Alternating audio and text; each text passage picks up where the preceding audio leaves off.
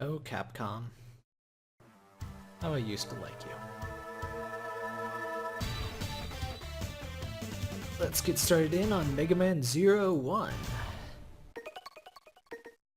You gain.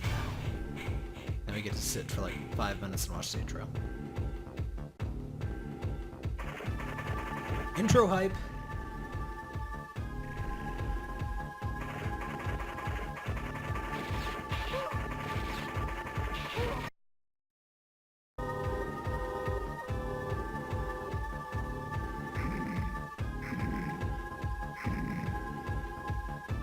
Yeah, there's monsters. I just told you they're monsters, okay? Just run. It turns out in the Mega Man world, all of the good guys except for X and Zero are completely useless pieces of crap. They just die to one hit. A dead end? Yeah, so basically they were looking for a certain Reploid whose name you might have guessed. And yeah, I'm sure that's going to be helpful, dude. You know, they killed like 5 of you like 3 seconds ago, but sure, just hold off. Everyone there. Where did my arm go? What have you done with my arm? Give it back. I need that for sorting things. Yeah, there's an energies field. You guys weren't ready for this at all, were you? You just barging in here thinking you're gonna save me. But no, there's gonna be a dramatic showdown. And you're gonna be incredibly ineffective.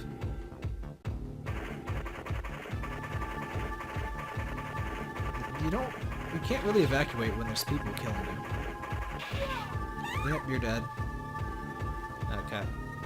In like 2 more minutes, we're gonna actually gain control and be able to kill things. It'll be very fun, I assure you. ... So basically the story with these cyber elves is they're adorable little thingies that are sentient, and to use them you have to murder them! Which makes perfect sense, because you know, if I wanted to make like a flare, what I would do is I would program sentience into that flare, then I would make it so that to use it you have to murder it. So that's apparently how science works. Passing! Alright, suddenly I have my arm back. And my music back. Hooray! It's amazing how many times Zero comes back. I think this is his 3rd revival. It's Mega Man X2 and X6. Spoilers. Post-mortem spoilers. But whatever. We can control now, so... Ah, crap. Seal, no! You... Okay, I just sacrificed a lot of my rating, whatever. So the way this game works is that you actually get a rating as you go through levels. Oh, God damn it, Seal. And so you take you get points based on how much damage you take, how many enemies you kill, how quickly you do it, and generic mission points, which is like how well you complete an objective. In this level, it's how much damage Seal takes. We already got Seal hurt, so we can't get perfect. We're actually going to abandon this save file in a bit anyway, though. There's some grinding that I'm going to skip, so...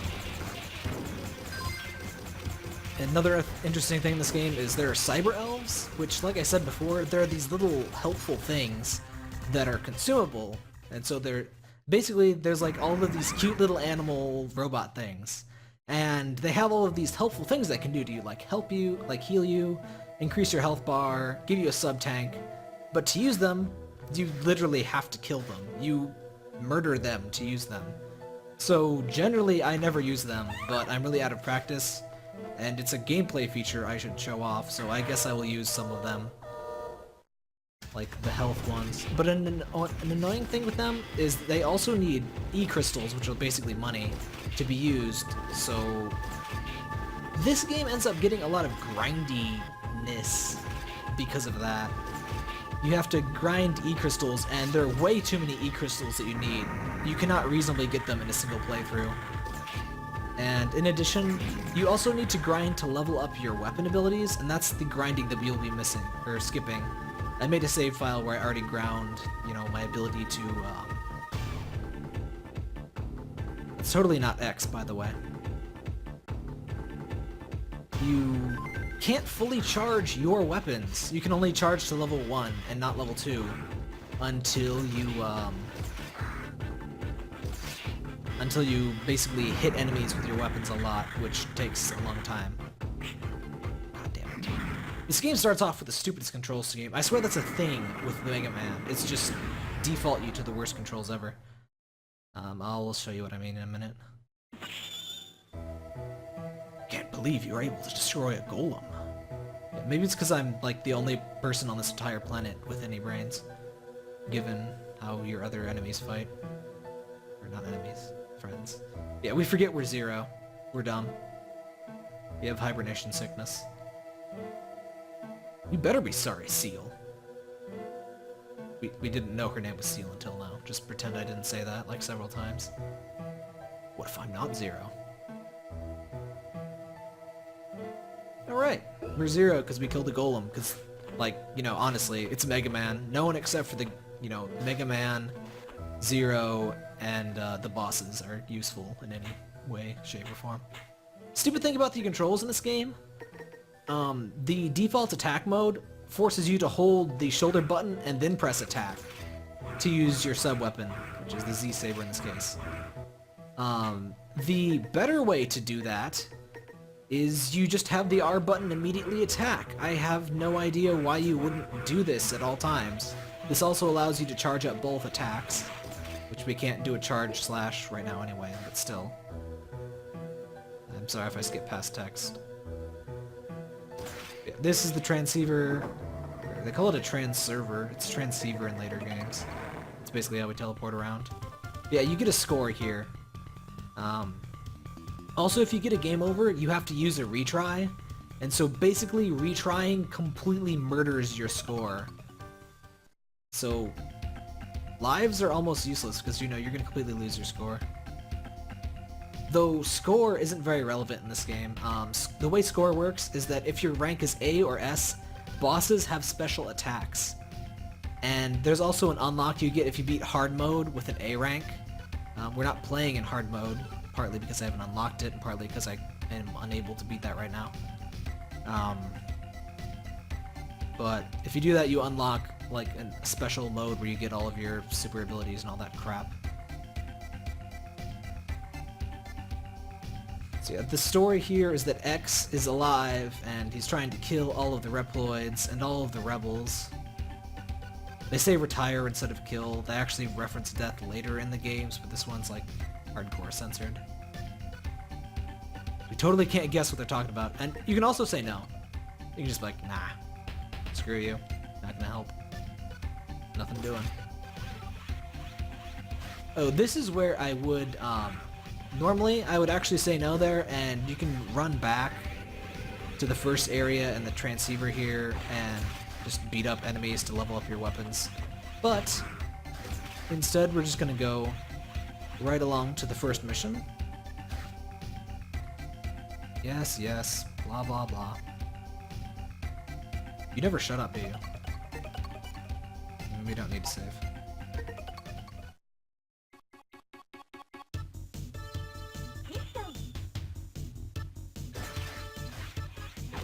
I love the little Englishy voice clips, they're excellent.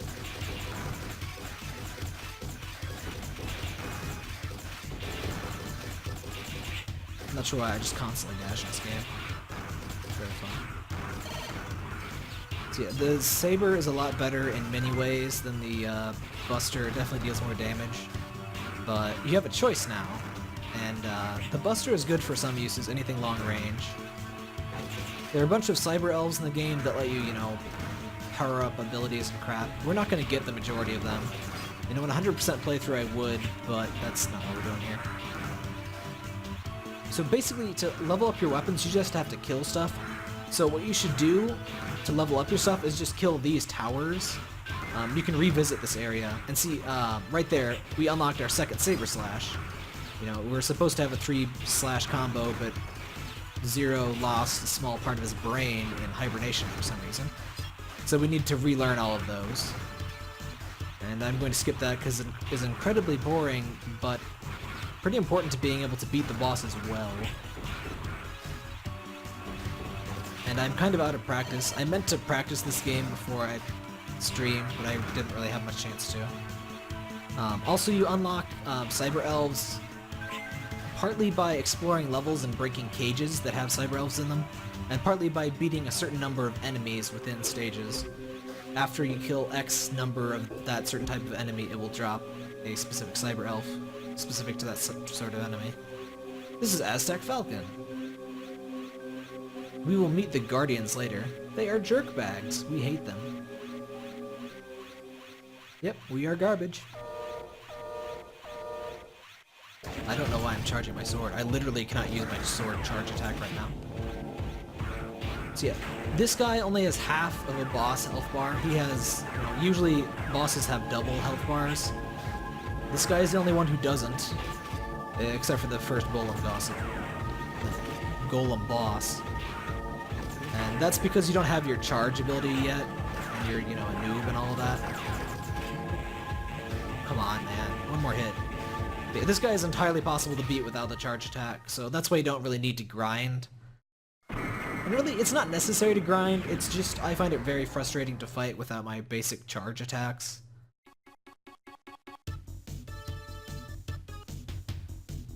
Alright, and here we get our first elemental chip. Yes, thank you. So basically there are 3 elements in the Zero and ZX series. There is thunder, basically thunder and wind. It's thunder in this game and it's wind, sort of, in the ZX games. There's also fire and ice, and they act sort of rock, paper, scissors. So lightning beats fire, fire beats ice, ice beats lightning. Not entirely intuitive, but it's simple enough that you get it. Once you're, used to it. And basically neutral attack, when you're not equipped with an elemental chip, you'll do neutral damage. And I generally don't have an elemental chip enabled just because if you hit the wrong enemy with the elemental chip, you do no damage. So it's preferable for me to do neutral damage to everything. And you get an escape unit in this game, and you can actually abandon missions and just straight up fail them. And so if you're going to do a speedrun or something of this game, you could just fail all of the missions. All of the non-plot important ones. And you'd be missing out on a lot of cyber elves, but you would, skip the majority of the game, which is good for speedruns. But we're not going to do that. So basically all I did here... Get out of here. All I did here was load a file where I've already grinded a bunch, and I've leveled up my Buster and my Saber. So I now have my triple slash attack. I now have a fully charged Saber and Buster attack, so we're ready to beat up. Who do we want to beat up? Let's destroy a train, shall we? I'm skipping text too fast. Basically, we're blowing up a train. This isn't very... I like the story in the Zero games, but this one isn't very deep. This first one. Basically, this was like the prototype for the Zero games. It's pretty much definitely the worst, in my opinion. I don't think it's not worth playing, but it's kind of unfortunate given how how good the other games are. It doesn't give the best first impression. It gives you this impression that they could do a lot more, and then in Zero 2, they do a lot more. Crap! That was terrible. Yeah, so this is what... You know what, we're just gonna restart the save game, because there's no reason. When you die, it actually treats it like a game over. But the way that works is that if you die, you start over and you lose a whole crap load of points, which are practically meaningless. But if you run out of lives and then die, you have to cancel the mission, or you have to abort the mission. So you automatically fail that, and then basically what happens there is that you forfeit all the cyber elves in that mission, and you take a 0 from the score of the mission, which like permanently drags down your score significantly.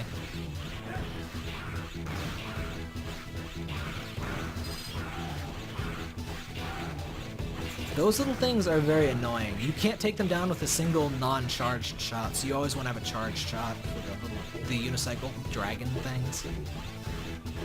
It's mid-boss time.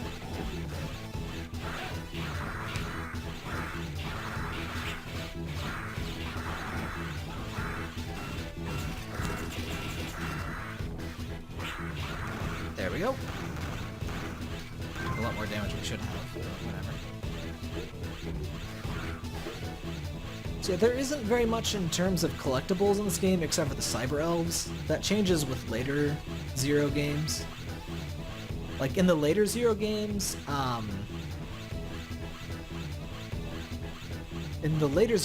your score actually determines what abilities you gain from bosses. So it's actually useful to keep your score up. In this game, it just makes it harder, except for that one unlockable on hard mode, which we are not eligible for. Yeah, I don't know where everyone is. I mean, there's 6 people watching, but yeah, nobody's chatting. Guess it's a bad night. Also, those purple dudes are annoying. Also, shortest level ever, we are done. That is a problem with this first Mega Man Zero game. The levels are very short. And it gives a sort of Metroidvania progression, actually. You can go back and explore areas. But it doesn't do it very well, not compared to Mega Man ZX. So, ow. We will see some advanced techniques from this boss here. I forget exactly what they are. But because we're on S rank, this guy has extra attacks. We will no longer be on S rank after this. Also, a stupid thing about the first Mega Man Zero game, if you die at a boss, you're not necessarily restarted just before that boss. In some cases you are, in some cases you aren't. There's no particular rhyme or reason to it that I can tell.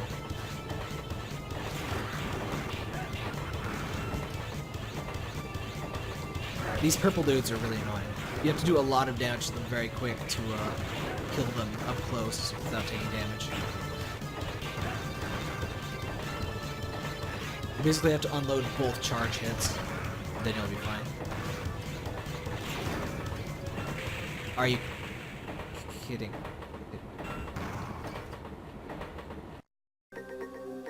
Why am I so bad? No, don't load that one. You know what? We're gonna load a different mission. I think my tweets went out.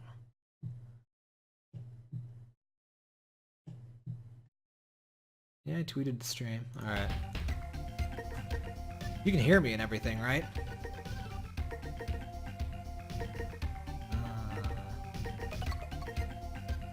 Retrieve data is easy. So in this one, we just want to go back and retrieve some data about... Oh, I guess this is one of our few collectible thingies. Like, I think this guy eventually gets us a weapon once we beat him. But yeah, this is a feature in this game that does not show up in the later Zero games. Many of the missions feature you going back to the areas. So here we're going back to the first stage. We will revisit almost every major stage. Actually, I think we revisit every stage. So that was kind of annoying because the levels aren't really super long and they've been reused, so the game really gets off on the wrong foot in that sense. It sort of does the Metroidvania thing, but it doesn't quite have enough expansive enough areas to warrant it. So that is why in Mega Man Zero 2 and onward, we will see a more standard Mega Man style of each stage being self-contained. Not sure where that cyber elf came from, but I won't complain. Also, we get to meet our first elemental boss here. So we will go ahead and equip Shock. This is why this is a good one to beat first. Partly because this one is very easy, and partly because this guy is weak to the Shock chip, which is the first one you get. We actually don't get the other chips until a bit later. Yeah, this is weird name, McWeird name. He stole our data, so we have to murder him. Excellent. He only has a few attacks.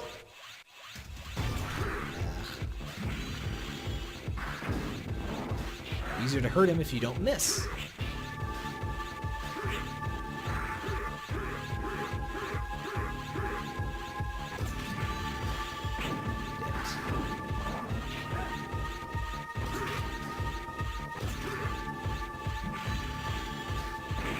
Oh, are you fucking kidding me? He shoots out these little orbs when he rolls around like that.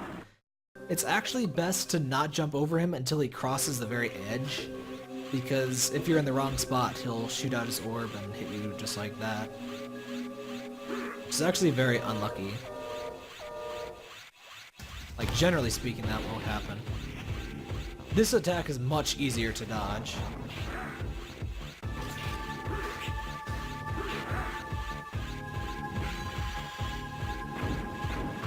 Not that that other one is hard to dodge, it's just... there's very precise parts of that attack where you can jump and then accidentally get hurt. Also, fully charged saber slashes deal a lot more damage than... well, not a lot, but significantly more damage than the fully charged buster shots.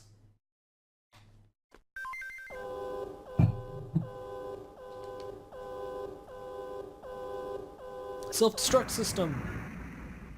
Another thing in this game that you see a lot that you don't see in the later Zeros is timed sections.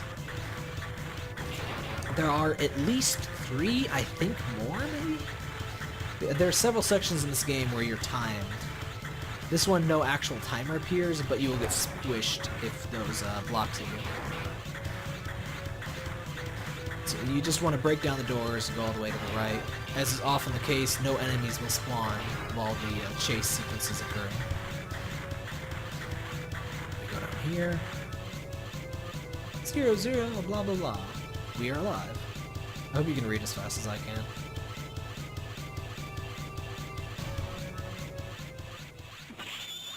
Why you know chat? Honestly.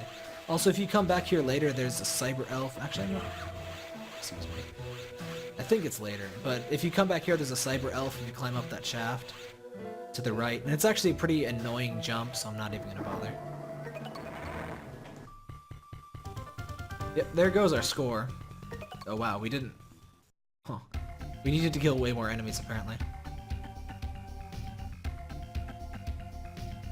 Now we unlock our first unlockable weapon, which is very not good. But we're gonna get it anyway. It is called the Triple Rod.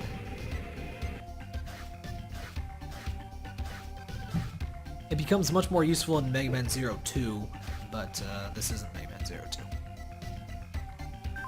Like, it has some minor usefulness, but what it is this rod that you... it's supposed to attack 3 times, but you have to level it up. We're not going to use it enough to level it up. We can't even do a charge attack. The cool thing is it does attack in 8 directions, but you need to level it up for it to be any good, and we're not going to bother. Do I have any useful elves? Here's your elf screen. There are 3 categories of elves. So these guys heal you or expand your health bar or give you sub-tanks. These guys boost your abilities, like, you know, pick you up from pits. Or there's some permanent upgrades, I forget what they are, in this category. And the hacker do stuff like enemies drop more items and they stun enemies, or they stop time. They're all one-time uses in this game. They change that later on, but for now, they're not very useful to us. So... let's save this complete garbage file. And... where was the fine shuttle? Oh, right, this was in the desert. Yeah, we're going to the desert, there's some dudes. We're gonna save the dudes. This one is annoying. It's not like super hard, but it's very easy to take some cheap damage. We will see why very shortly. Partly because Seal talks over some of the enemies. But she'll stop doing that momentarily.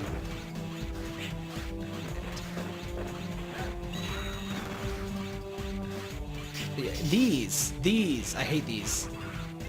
I'm gonna unequip my weapon here. My elemental thing. Yeah, those bear trap things, I will fall into many of them. Because if you... Damn it. Yeah, if you fall into basically any part of the level, honestly, you will fall into one. So you want to keep the high ground here. We got a cyber elf.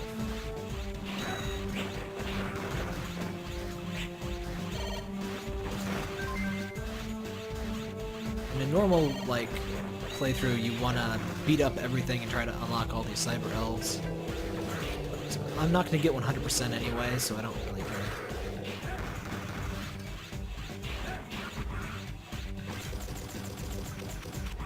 Good evening, Capitalist 111.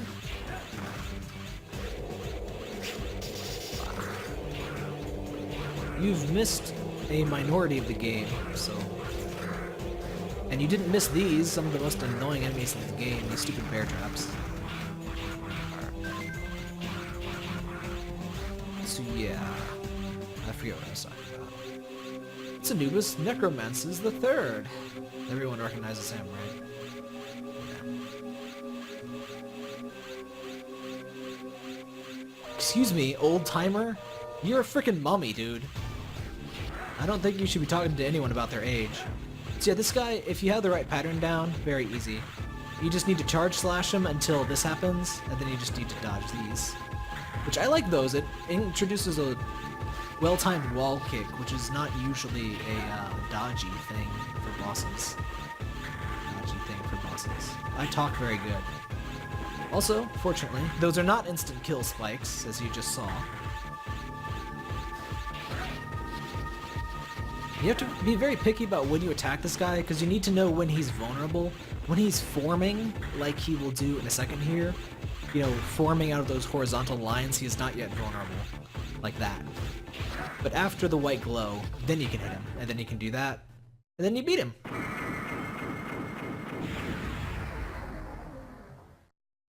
Yeah, I really like the bosses in the Zero series. They're a lot more interesting to fight in the later games, in my opinion. Also, it's possible to play this game a lot better than I'm currently doing. Like, I used to be able to beat this entire game without taking very much damage in all the stages. And, you know, I got S rank in all levels on hard mode. Like, through the Zero series, I have it on Game Boy Advance. I have unlocked, you know, I've 100% completed every game. This guy is stupid and annoying. This guy is like classic escort quest bullshit. If you move too far away, he stops moving. You can also take damage, I think. But he's just basically a pain in the ass, so you gotta walk really slowly. Also, these things. These things. A lot. Excuse me. Yeah, I think you lose points if this guy gets hit. Which is annoying, because I think he will walk into the bear traps. Are you kidding me? This guy. Yeah, this is one of my least favorite levels. I don't mind the boss. The boss is alright.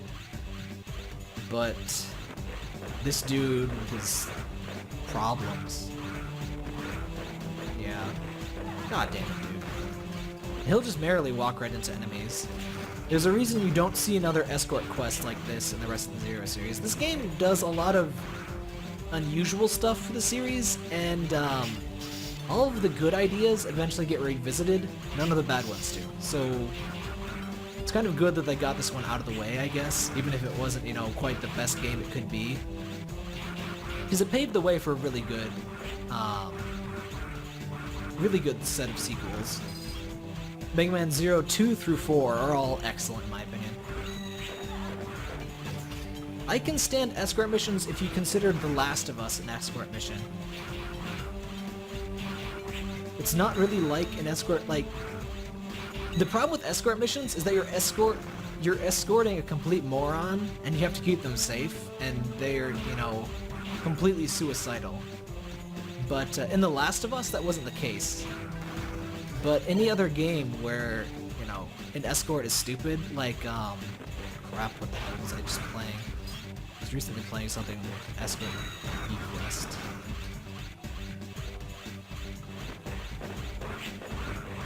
I can't think of it. But yeah, I've heard Bioshock Infinite is a good escort quest. I haven't played it, so I can't comment on that. But, this guy's not good escort quest. He's just slowing you down. Yeah, hurry him into the medic. He's got brain problems. This guy. I'm not glad we can save him.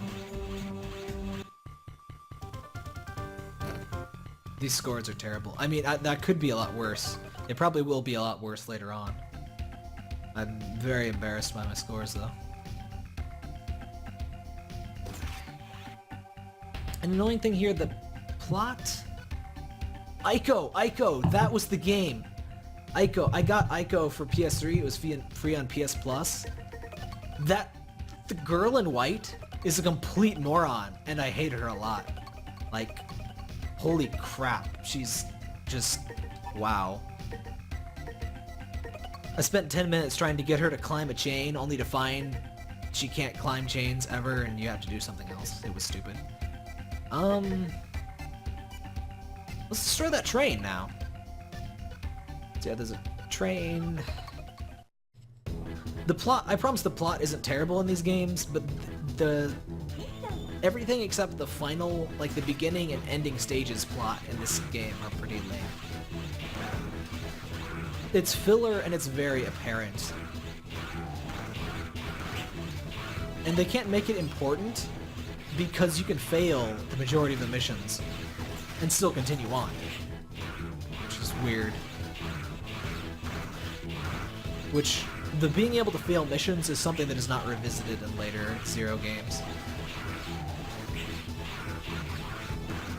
Which makes sense because you can actually skip bosses just by failing a mission.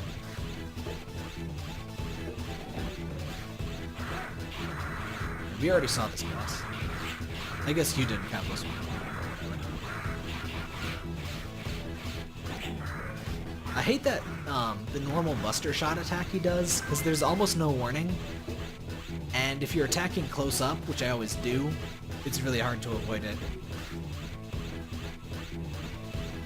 So yeah, there's a Cyber Elf, we're gonna go save it. But yeah, an important thing about this game, Cyber Elves are completely unnecessary, and it's kind of annoying because the game actually totally guilt trips you if you use them. Because, you know, you're murdering them and everything. It's like real life GLaDOS, and, well, not really real life, but still. It's like, why would you ever do that?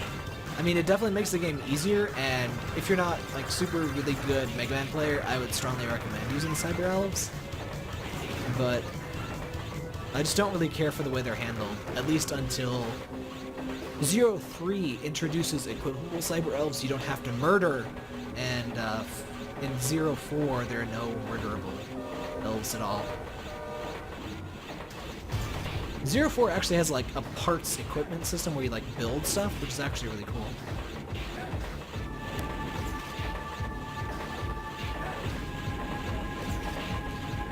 I think the spike attack is part of his like more dangerous attack pattern. Those are instant death spikes. I think, yeah, I fell into the instant death spikes earlier, so they're definitely instant death spikes. That actually makes him one of the riskier bosses in the game, not because his attack pattern is like super complicated or anything. It's just if you're not paying attention, you can die really, really quickly. For the most part, other bosses will not insta-kill you.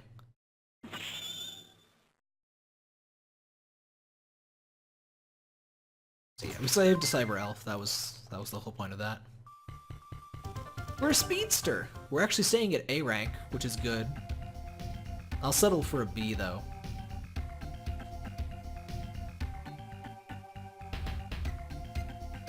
Yeah, I think when you complete levels, for the most part, you get these good cyber elves. Alright, what was I explaining? I don't even know when I get cut off. But yeah, okay, so these big cyber elves learn, like, they have permanent upgrades when you feed them. Oh. There's lots of terrible English in this game. Am I back or not? Okay, I'm back. Not sure if my viewer's all bolted or not, though. But yeah, I help in the damage zone. What she does is make it so that if you fall on spikes, you take damage rather than getting insta-killed. Oh yeah, then there's 4 of these guys which cut a boss's damage in half. What we want is Nuppy there, she increases our health. Oh, an annoying thing is if you use a fairy, not only does it, you know, cost E-crystals, not only does it murder them, it actually permanently decreases your score in all following missions. Like, significantly.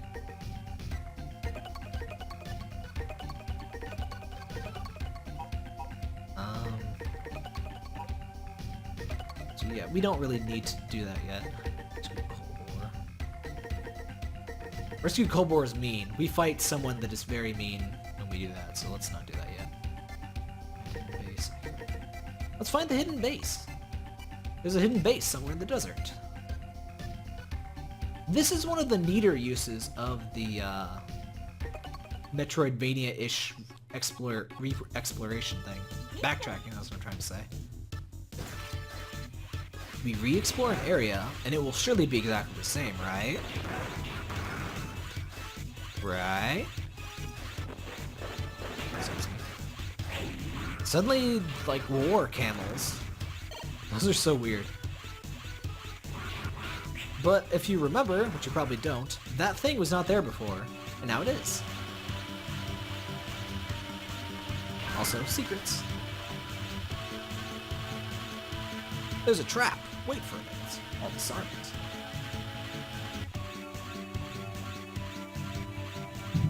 Also, that trap that's there, it makes sense to block you from getting in here, but you can't get here anyway until you start this mission, so it really has no purpose. Aside from Seal being like, oh hey, I'm useful sometimes, guys. Yeah. Also, you can slash the stalactites, so you don't have to go down there.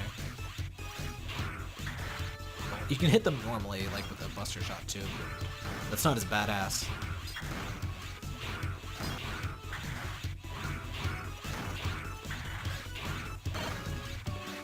It's also much safer, but safer is for wimps. Ice! There's some neat enemy designs in this. Also, anytime the game appears to lag, the game actually does lag on the actual thing. It's not an emulator thing, it's not dropping frames, probably. But there are a few situations in the game where it will just actually lag. I would say there's a secret if you jump to the left there, but I'm not entirely sure. This is the hidden base. Completely unnecessary doors. I love how NPCs always have some sort of magical ability to hack things that you just happen to find. Oh, right, this area. So we got to save a bunch of our friends here. They do make missions sort of interesting in this game because they do stuff like this where you have to save your buddies or, you know, you have a timer. So they do some interesting stuff in this game that we don't see as much of later on. But we also see less of some stupid stuff. I think that either goes somewhere in a later mission. Oh, fuck. We lose points if we do that.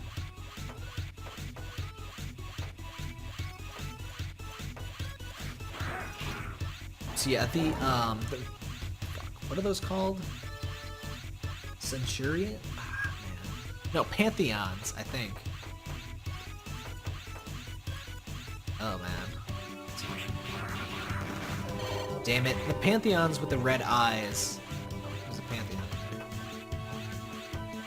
If they see you Damn it! You lose some points, and the mission will take a little longer. I'm also not sure if you can kill those Pantheons without triggering an alarm anyway. That could have walked funny.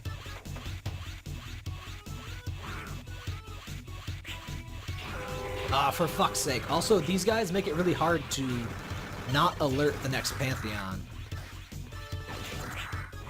They're also really hard to kill without taking damage sometimes.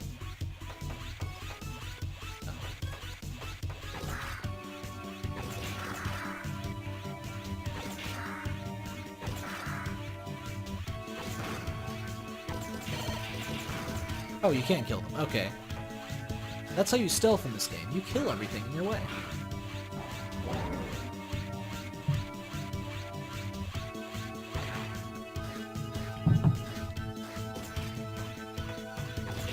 So they mix up the gameplay a bit more than they do in the later ones. Like this level is sort of weird. And that's actually kind of neat about it, but it's also kind of annoying.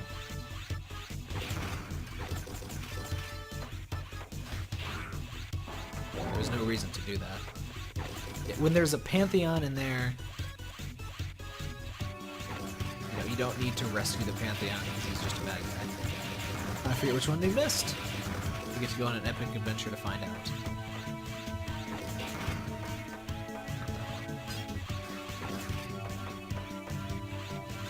Are there more down here? Oh. I think that's the last one. Oh. How do you know how many I've saved? Come on, man. You shouldn't know that. Frickin' saving these psychic guys. If you're so psychic, why didn't you rescue yourselves? Assholes.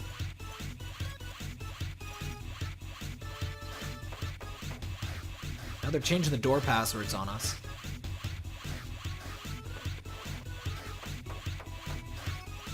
Alright, we went that way. It'd help if you sweeped through them, you know, one by one. Ah, which I didn't do because I kept doing this. Ah. And yet, you can just repeatedly trigger an alarm if you stand around like this. We're gonna get 0 mission points, by the way, because of all of that, I think. Yeah, open heart. It's interesting what they tried here, but I don't frankly think it worked out particularly well. Like, I think potential for stealth in a Mega Man game could be interesting, but I don't know. This just is really annoying. Because you just have to make constantly measured little tiny steps, because, you know, if you walk 2 steps too many, a guy that's off screen will magically see you and then call the alarm. So yeah, it's boss time. I forget which boss this even is. It's been a while. Oh! We're supposed to have fire chips to damage this guy easier. One thing I do really like about this game, if you have, like, if say we have fire, which is this guy's weakness, you do not magically win because you have fire. It's nothing like the original X games where if you had the ideal weapon to take on a guy, you just magically freaking win, and they have no chance at all. They have a significant disadvantage, but you will still definitely have to fight for it. Also, I believe if you are in like easy mode, where you know your rank is below A, this guy's ice beam thing will not have icicles in it that deal damage. Everyone has either a new attack or a modified attack, where in if your rank is A or above, you're gonna take, or they're gonna do, you know, special stuff that hurts more, or it's harder to dodge usually. We got the ice chip. I just said that game. Oh, yeah, we're at B rank. We suck.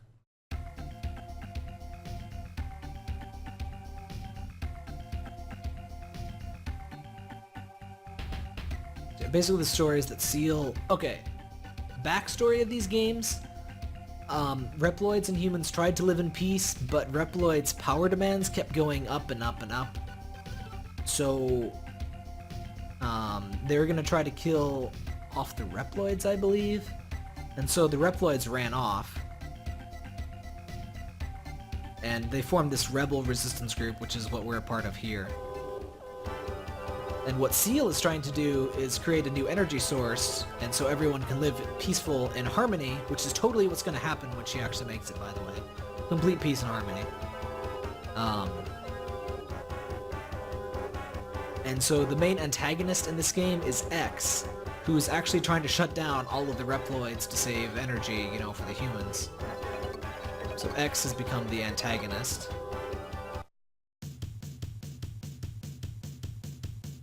And so after you complete 4 missions, which is half of the missions you get, this big mechanaloid starts running you down. Well, he starts attacking the rebel base. I'm not sure if you can fail this mission. I think this is one of the story-relevant missions that you can't fail, but I could be wrong about that. So yeah, this guy is a little interesting. He has 3 weak points, and we have to destroy all 3 of them. They are this little butt thing here, that little cap on the back, and the hatch where the missiles come out of.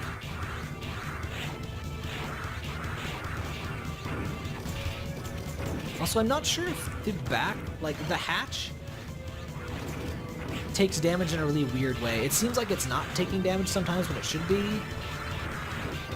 I don't know.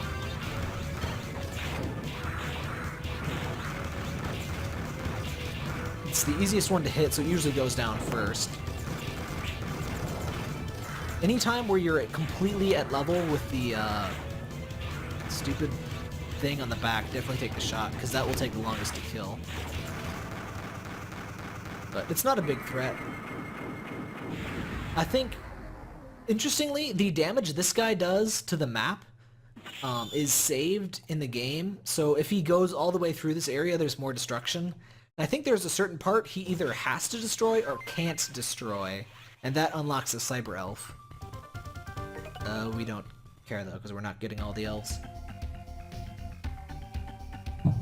But the game has a good amount of replay value because you try to get, you know, all of the elves, or you try to beat it on hard mode and all that crap.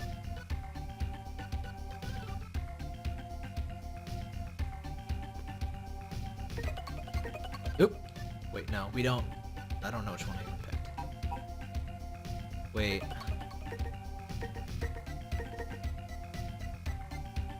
Stop the hacking. We're gonna do Duel in the Desert. This one is a harder one, but we have the right elemental chip for it. We're gonna fight against 4 Guardians, and we're gonna actually really want the special element chip to beat them, because the Guardians are 4, like, recurring antagonists in the Zero series that are pretty powerful.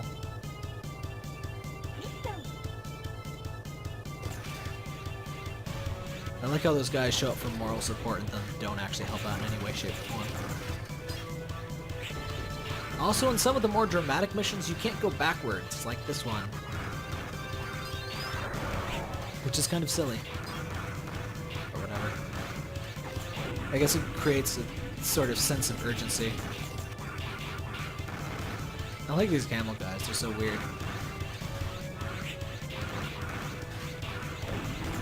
The enemy design in these is actually really good. There are lots of really unique enemies. And, you know, there's plenty of stuff that is similar to other Mega Man enemies, but there's lots of stuff that is somewhat unique at least. Oh, hey, we finally earned that. This is actually one of the more useful abilities. We now do a spin slash when we jump in the air and attack, which deals lots of damage to certain enemies.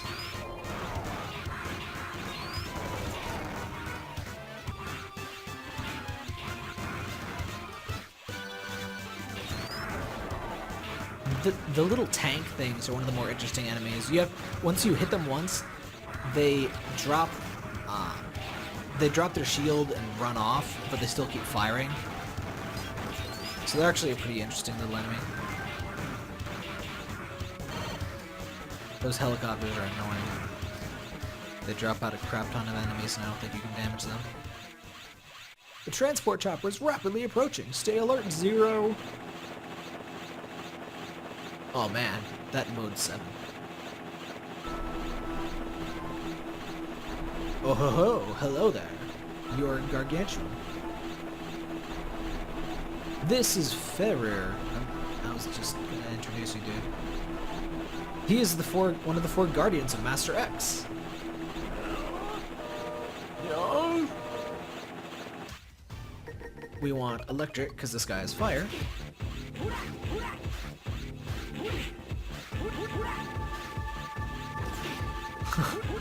You can cancel most of these guys' attacks by using the ability they're weak to.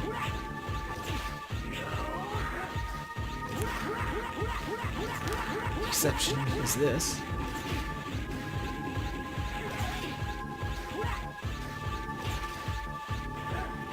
Damn it!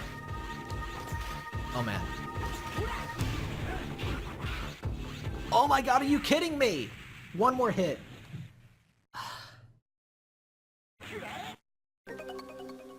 He would have been dead in one Saber Slash.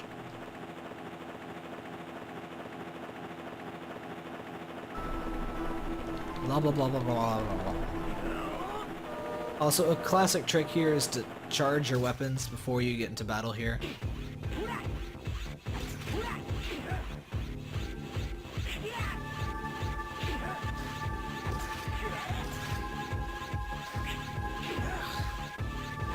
I completely forget many of the patterns these guys have. Damn it! I should... If I have to, I'll start using save states. I am playing on an emulator. One annoying thing about this game, if you get a game over, you do not get 2 lives back. And it doesn't happen if you save either. I think it took them until ZX Advent to finally give you your lives back if you get a game over. I should have seen that.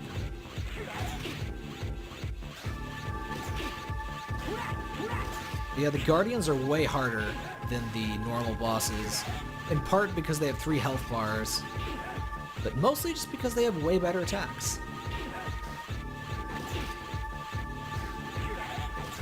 But 3 of the 4 of them are weak to certain elements. Wow.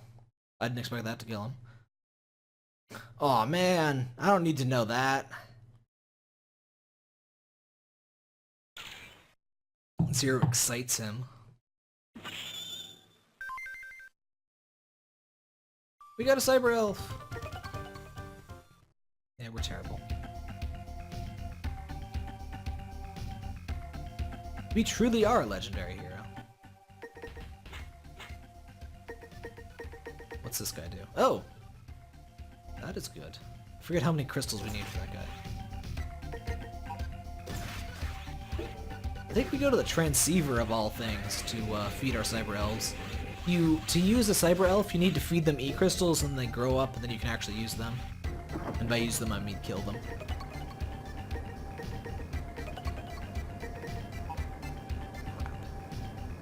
I think you actually have to level this guy twice, too. You need a sizable amount of E-crystals to actually use any of these punks, which is pretty annoying. Like, you can either grind for an insane amount of time or play through the game several times to actually upgrade all of them. That is something they fixed in later games.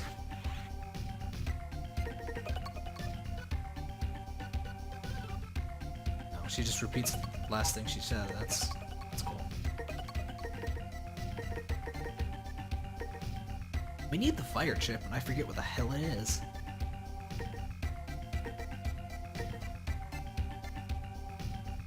Let's occupy a factory. Yeah, the boss is always too strong for you guys. You guys are pretty pathetic, honestly. I always hit that.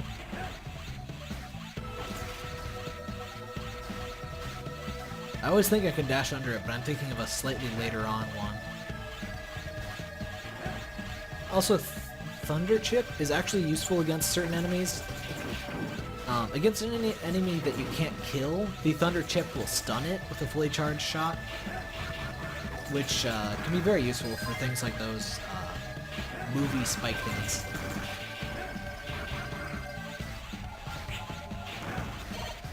Also, these green things are energy crystals. I don't think I mentioned that. You want to pick up those to feed your cyber elves. I think those big canisters are worth 16 energy crystals, and the small ones are worth 4.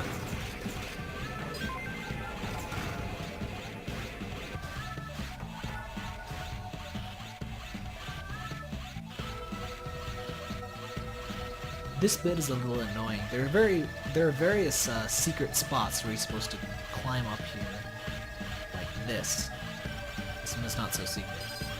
But the annoying thing is it can be very hard to tell when the next little enemy dude, well, not really enemy, but helper dude, is coming by. Like that.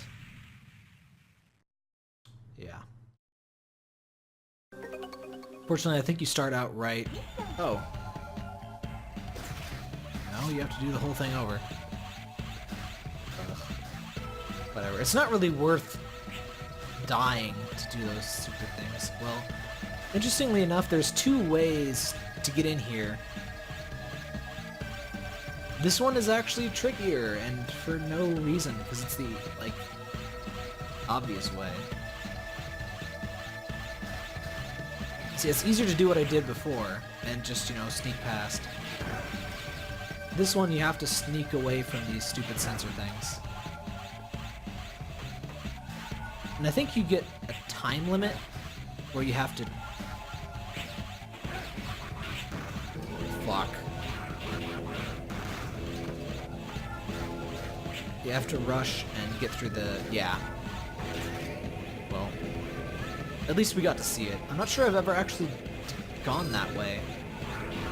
I always go through the ventilation shaft there. I don't like these flying robots. You end up, if you climb up to get that 1-up and stuff, you get in lots of situations where it's very hard to tell when the next one of these guys is coming by. I will get this though. See, for that one you have to like hug that wall because Zero loves walls. Oh fuck it, we need this one.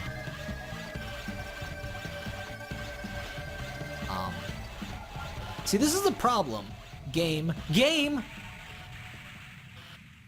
I literally could not see. God damn it. I literally could not see when the next one was coming. That's just stupid. I've gotten hit by that every time. Yeah, I just consider that bad game design because there's no way to tell when the next one of those dudes is gonna come there. I think there's only 1 or 2 spots where that's actually the case where you literally cannot see, but it is... There should be 0 places where that is the case. It's just stupid and dumb. I hate it. On the plus side, this level gives you tons and tons of 1-ups, like...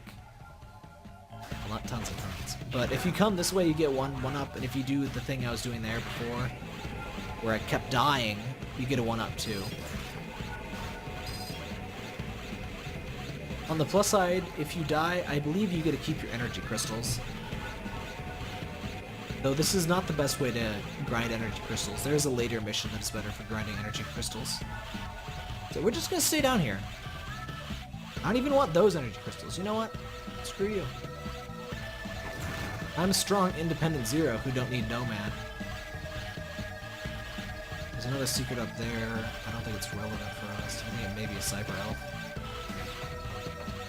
There are some Cyber Elves that are only available during some missions, or before some other missions. This is a full health, by the way. Very useful.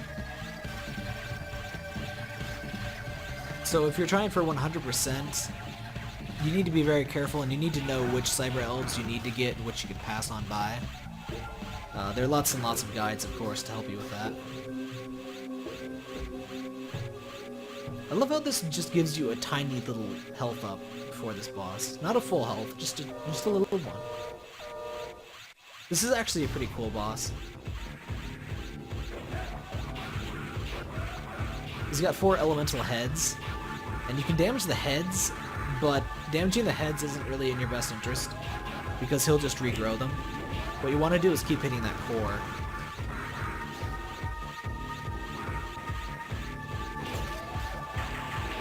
And while his heads are out, you can damage the core all you want. But when he does other attacks without the heads, you have a limited opportunity to attack. Is he even gonna do the attacks without the core? Come on, man.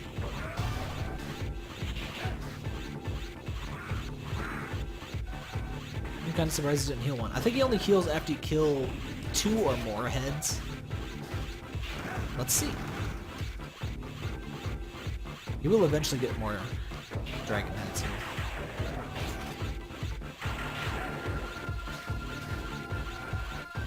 There he goes. Oh, he only got 1. Yeah, that was that boss. I kind of like the attack pattern there. He's not very hard, though.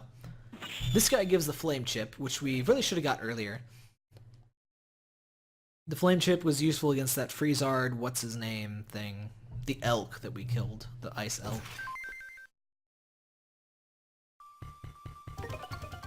Wow. 49. That was terrible. We died 3 times, though, so that's a very fitting score.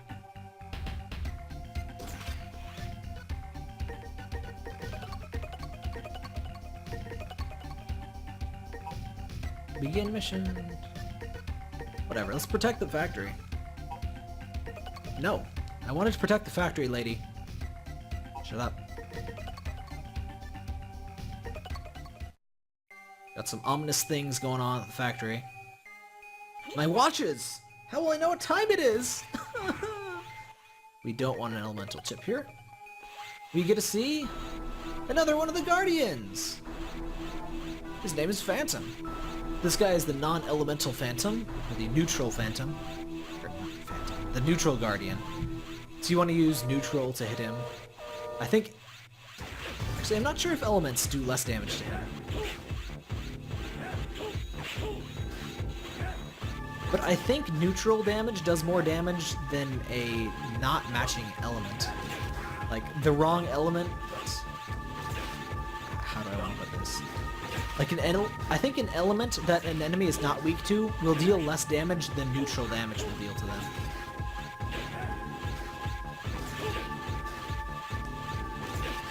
I like the attack pattern with that big shuriken. You need to jump over it, then dash under it, which is really cool. Or you can just run right into it and die. That's another option. I really like the patterns that the bosses in these games force you to do. It ends up being a lot more skill than you just, oh, my name is Spark Mandrill and you have Shotgun Ice and I am dead. Thank you for playing Mega Man X.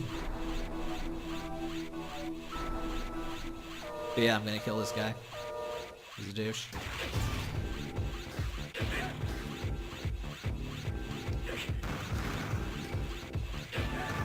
You can tell by the glow which one is him, and you need to not touch the clones that aren't him, because they will hurt you.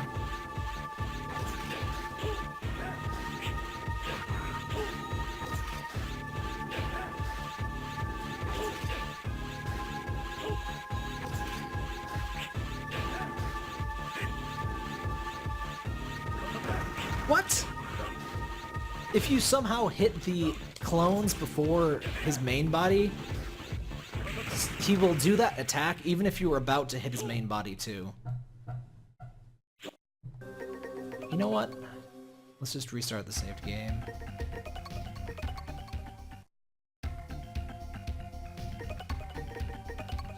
Blah blah blah. Shut up, Seal.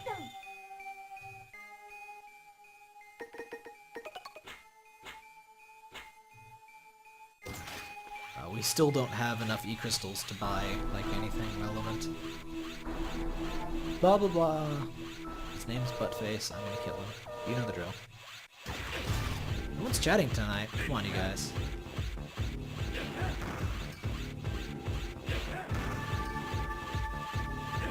The one that flashes is the one that you need to hit. Predictably.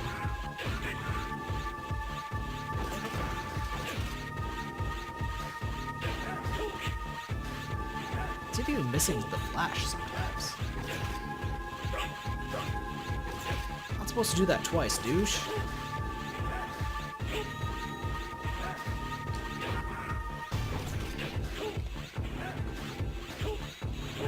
Damn it. Okay, we're back. Fucking Twitch.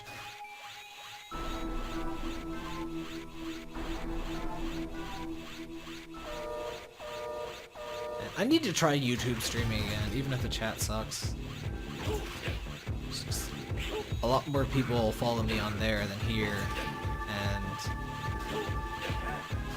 it seems like the infrastructure just has to be better because holy shit.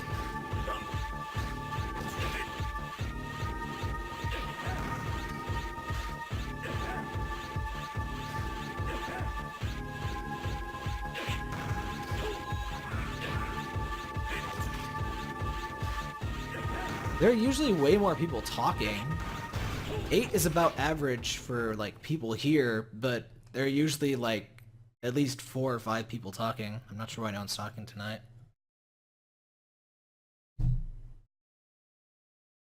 So yeah, we get another timed mission.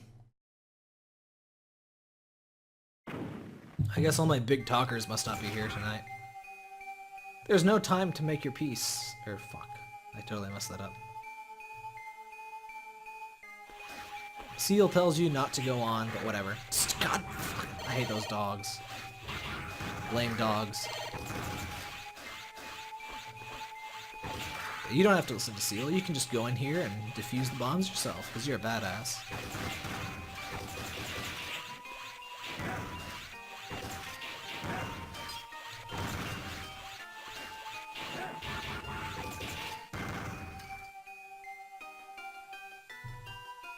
Hello, Lord Fuse, by the way. Yeah, my regulars aside from Gapless111 are here. I need more regulars on Twitch, because it's like at the point where I have some regulars, but if like 1 or 2 people don't show, then the chat just ends up dead. So how this works is you slash bombs with your saber to pick them up. There are 8 of them, I think. Nothing too complicated. This way. You do not want to miss one of them. Yeah, there are 8.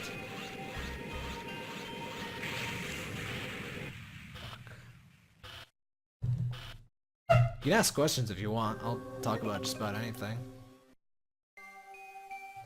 And yes, those dogs are annoying because they like, stun lock you for a very long time if you get hit. Also, they're one of those things where you have to mash buttons to get out of them. Also, you can go in the main way yet again. I never do, of course. This is the better way to get in. I thought I got hit when the screen paused there. I got help. That's a good way to be. Shut up, Seal. I wish the game wouldn't replay sound bites like that when you're replaying a mission. The game's not very smart about that. Later games get smarter. As I said, this was like the prototype of Mega Man Zero. Much better usability and gameplay than later ones. But the core mechanics are all here. It's not a terrible game. It's just a good game in a series of otherwise amazing games. Though 2 has some problems. 2 has the level up thing, which is stupid and I don't like. But, 2 is still very good. Oh god. Not this one again. Please, please. Oh god. Oh god. Okay, okay, okay. You have to get this one. Also, Saber Elves slowly climb up after you. Okay, okay.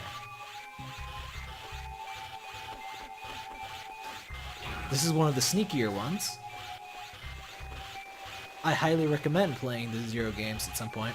There's a Zero collection out on DS that has all 4 Zero games. It's like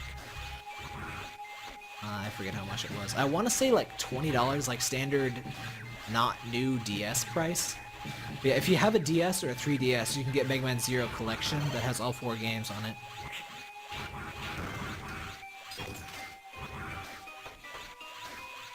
Oh, there we go. Fuck, where was the last one? Where was the last one? Not in the boss room, apparently. Wait, which Zero games have you played? Just this first one?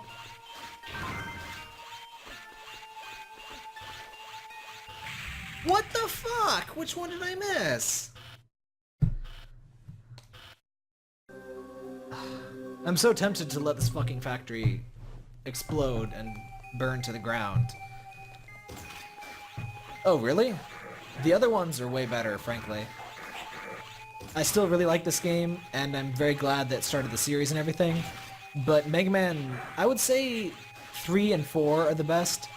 Story-wise, a lot of people don't like 4 because it was tacked on in a way, but it doesn't feel that way. It is a very good game. I really like it.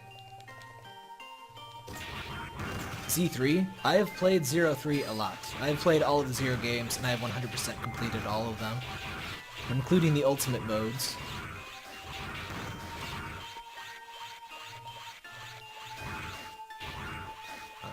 Which one did I miss? I might know which one I missed. I swear I'm a lot better with these games with practice. I used to be able to do these like amazingly, like S rank consistently all levels.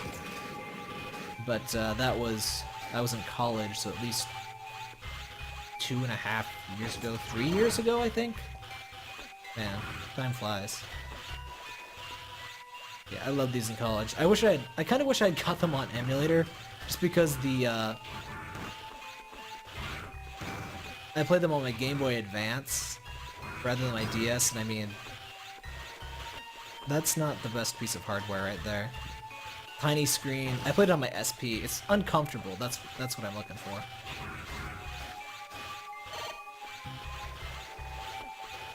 Okay.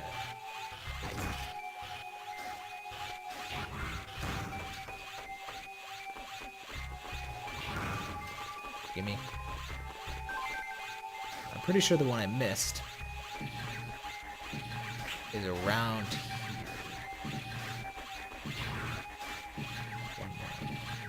I think that was the one I missed. Or was that not the one I missed and I'm totally doomed? I don't know! I do not know, my friends. Is it down here? Oh wait, did I get this? Yes. Yes, I did. Yeah. I hate you, bat. I hate that bat. I'm gonna start a congressional race just to kill that bat.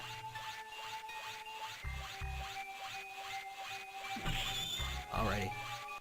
An interesting thing about the way this game is structured is it lets the levels end not when the boss happens. So in this one, this is actually, I believe, the first time in the Mega Man series ever that you fight the boss first. And not like an intro boss, just the actual boss of the level. Stupid seal. Don't be depressed. Alrighty. Let's save, because that was eternal hell. No. Why don't I have my shield boomerang? Why did I miss somebody telling me when I got the shield boomerang? I'm not going to use it, but I want to have it. I still can't even upgrade my vitality.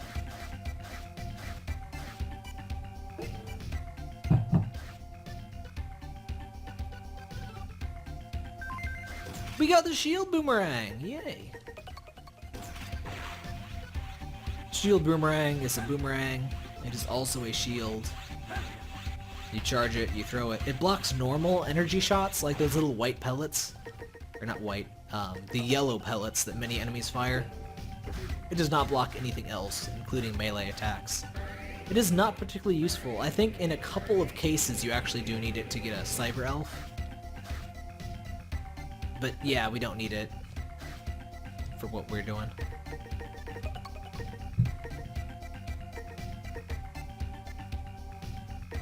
Really? I always use the Buster sword, or the Buster and the sword. Like 95% of the time, I use the Buster and the sword. This is basically a replay of the train level.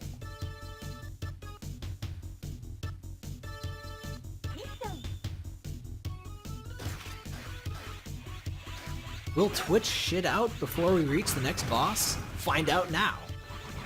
Oh god, this one involves the next Guardian, actually. The second to last Guardian, actually. We've only, there are 4 Guardians. We have met 2 out of 3. We will soon meet, oh god, okay. We will soon meet number 3. Really? I didn't find it as effective as either the Saber or... Like, it was a weird in-between. I guess it's nice that it blocks shots, but I didn't find it useful enough.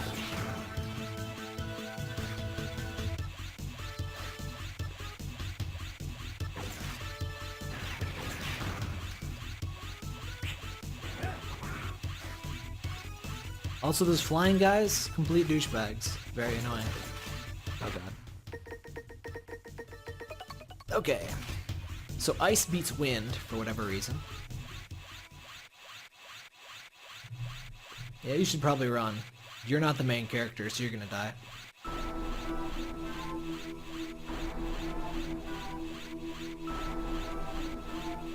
This is Harpoonia, who is very androgynous in this game. He's a male, though. A lot of people think he's a girl in this game because of his voices. He's confirmed as male in later games, though.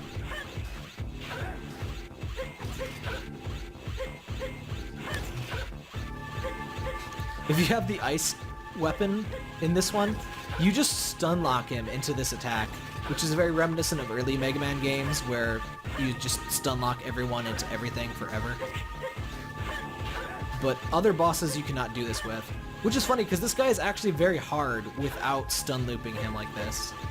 And I'm kind of surprised they let you do that. I have so much trouble with this asshole, like without the ice attack. But he's just a complete joke with it.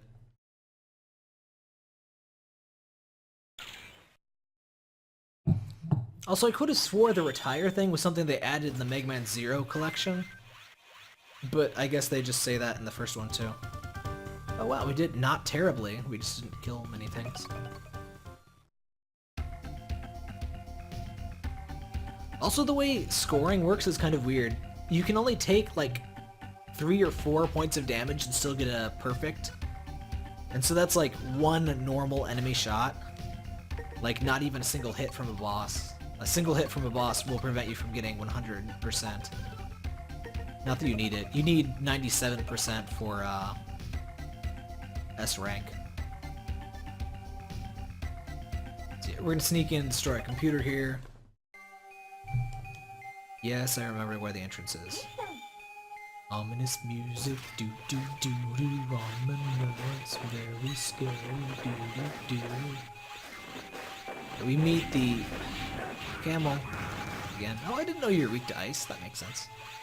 We meet the last of the thingies. Guardians, that's what I'm trying to say. We meet the last of the Guardians down here. Also, one complaint I have about this game, the charged Buster shot does not look as impressive as it does in many other games. Particularly the Mega Man X games, like the fully charged Buster shot looks like ridiculous. But in this game it looks a little underwhelming, not super weak looking, but I guess it's because it's not super wide. Also, the ice that was here before, it's now water. Water is fun, in quotation marks. Sarcasm quotes, rather. And there's a sub here, and it can squish you, by the way. You can absolutely get squished by that sub, and I have done exactly that. So be careful. Actually, I'm not sure if you can jump on it yet. Oh no, there's just multiple subs. Okay. Oh god, oh god, oh god, oh god. Okay.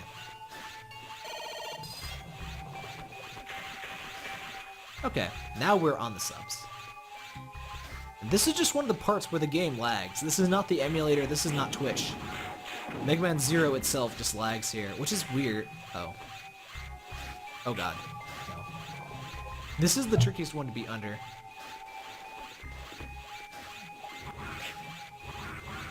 I think we were supposed to climb onto the other one. Yeah, I don't think there's anything over here. There's something over here. Damn it.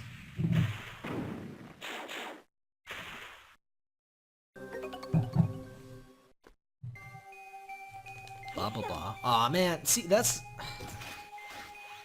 When you get a game over in this, it doesn't even bother to start you near where you were, like half of the time. Like it doesn't even bother to start us inside the secret base this time. It's just annoying.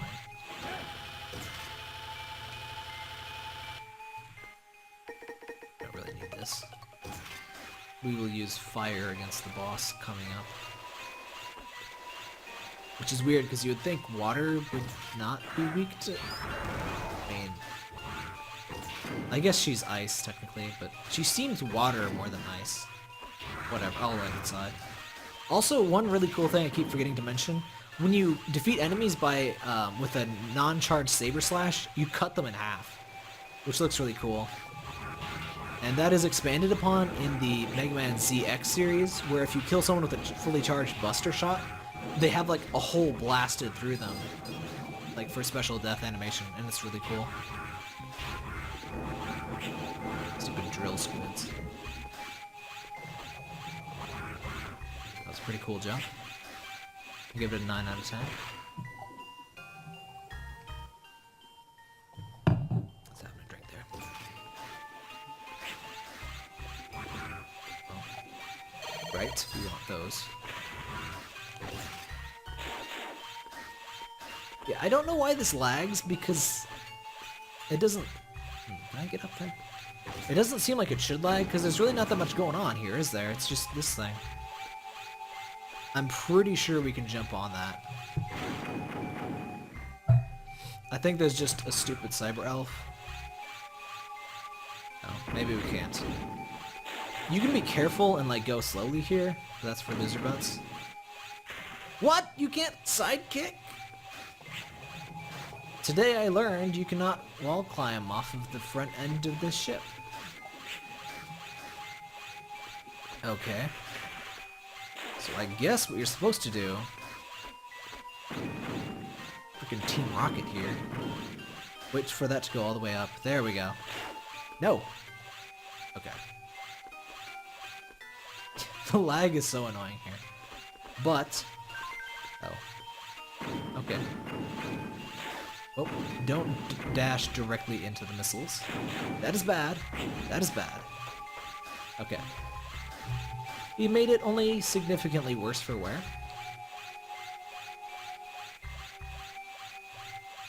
Find the computer room, destroy the machines, blah blah blah. The game is still lagging. And now it's not anymore. We can get in here now.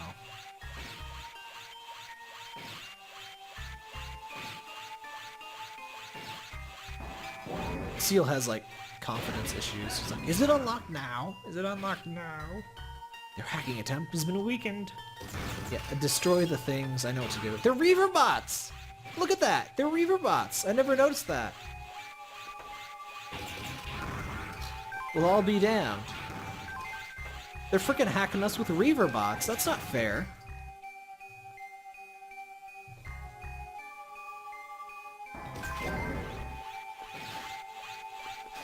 Oh, the hacking attempt has been stopped. No boss for us. We're good. Oh god. Yep, no boss. No boss, no reason to equip the flame chip. We're just gonna walk out of here and have a good old-fashioned fun time. Oh. Oh. Perhaps not. Really? Right over the spikes, huh? Leviathan, who does not look like a Leviathan at all. And she is the guardian of water.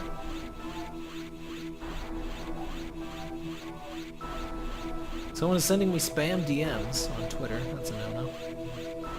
How does Twitter get so easily hacked? It seems weird. Yeah, she's weak to fire. This will cause her to get stun looped. Well, not super stun looped, not as much as Harpunia, but still useful. Also, yes, as always, those are insta-kill spikes, so do not touch them. Also, with a fire, actually, maybe any attack. Yeah, with any attack, you can just break these. Though the mid-air spinny attack comes in real handy there. Yeah, Zero shows mercy. For some reason.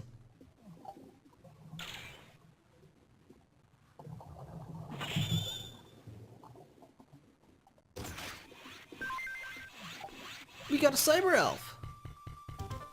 C rank! The worst we've gotten yet.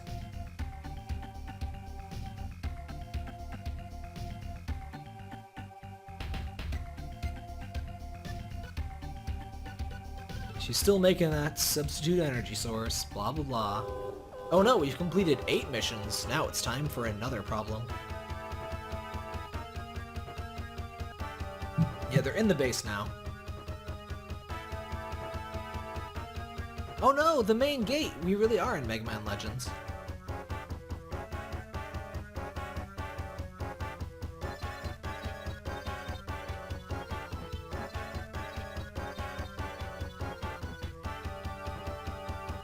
Yep, Neo Arcadia is the bad guy. That's where X is.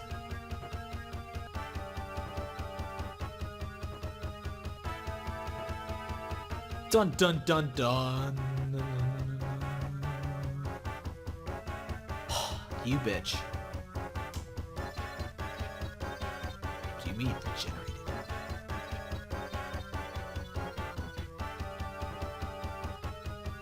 That's actually... well, spoilers. That's a lie. Well, it's complicated actually. That's actually one of my favorite parts of the ZX series. Both Zero and X were revived in 2 completely different ways, and you get 2 completely different effects of that.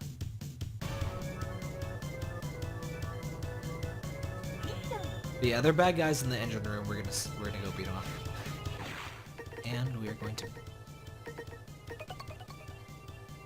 ice or not ice. The thing I equipped, electric. Excuse me. Also, for certain enemies, the ice chip is, or not ice, electric chip is actually really good because it stuns them long enough for you to do more damage. I completely forget my way around this base, by the way, so I will take longer than necessary, for sure.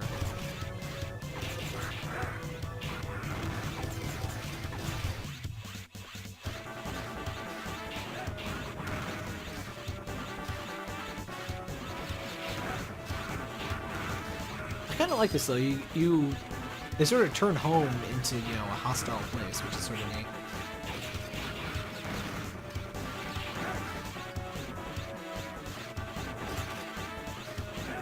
I don't think there's any point to coming here at all. I completely forget where you need to go. Yeah. Oh, I think we need to save this guy.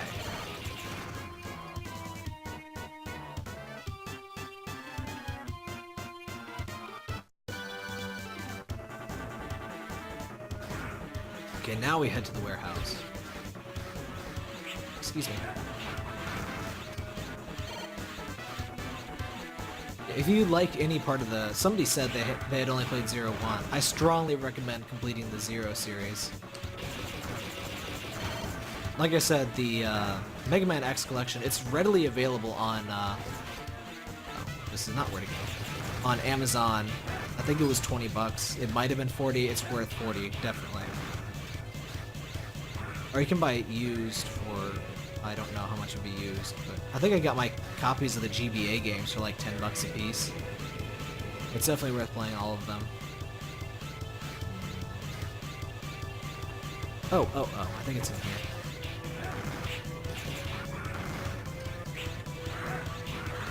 It's the kitty thing! Aw, that's sad. There's a little girl who has this little teddy, or kitty doll thing. I don't think we actually saw her yet, because I've been ignoring the hunter base, but yeah, that's where that animal comes from. We will actually see that later on, because she survives this. We actually see her in Mega Man ZX. Or do we? Yeah, we probably do.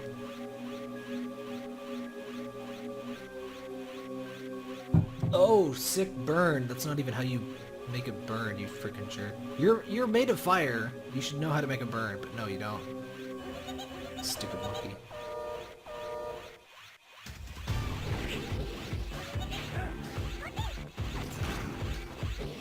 I think he literally said monkey.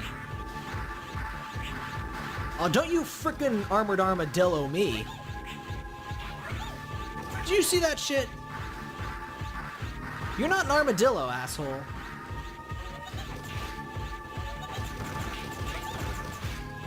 You're not an armadillo at all. Monkeys aren't donkeys. Damn it. Fucking armored.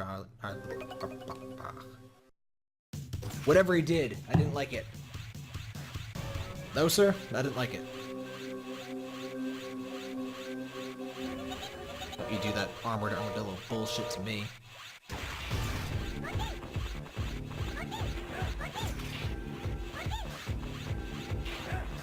I'm not quite in mental condition for 1 HP sweep right now. I could do that when I, know what I'm doing. And I know this game pretty well. I mean, I think I'm playing fairly well for not having played this game in 3 years or more. I think I played this my junior or senior year in college. That would have been 3 or 4 years ago. I did much worse my first playthrough.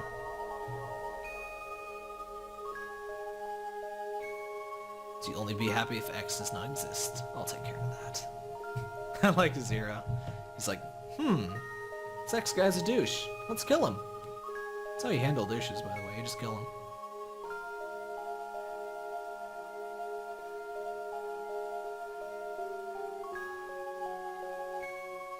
Storyline. My voice just not quite cracked, but like it stopped. I can't do high-pitched voices. Oh, look, it's totally not X. He's cracked this transceiver. Hooray! Thank you, mysterious globe of light. Terminate that copy of you? Plotline?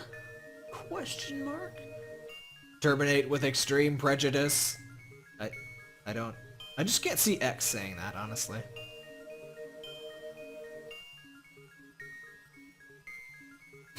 Yes, Zero.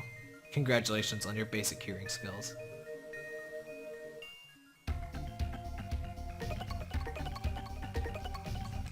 Alright, let's go kill that fake.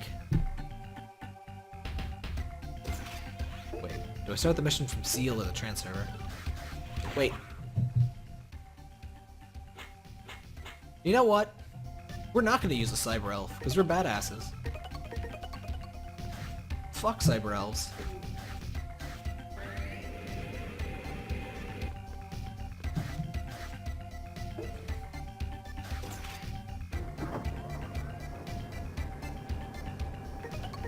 Now we can go to Neo Arcadia. We will fight a familiar friend at the end of one of these Neo Arcadia levels. These are basically the Wily levels. Oh. See, I think there's like 2, possibly 3 Neo Arcadia levels, and there's a series of bosses that will happen. If I recall correctly, it's not quite the standard boss rush in this one. Actually, do the Zero games have a standard boss rush? I completely forget. I know the ZX games do.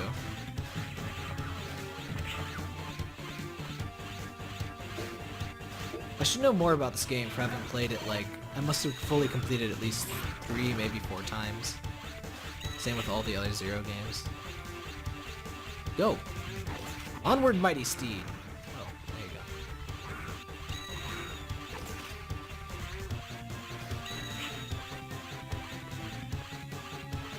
Some nice music on the stage, by the way. This doesn't have my favorite music in the ZX series, but it does have decent stuff. Weird-ass boss time. It's just 2 of these.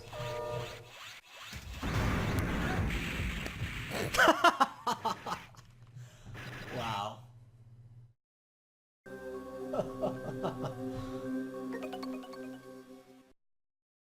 That was quite possibly the stupidest way to die there.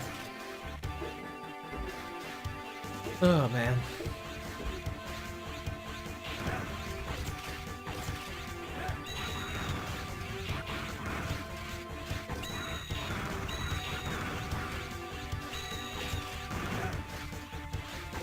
These dogs are so annoying.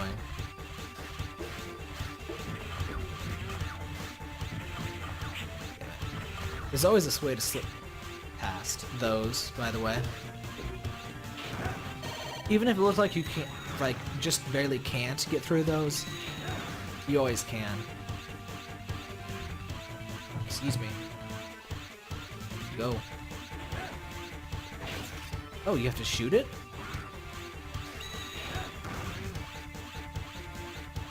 I'm doing better this time, so let's do this properly.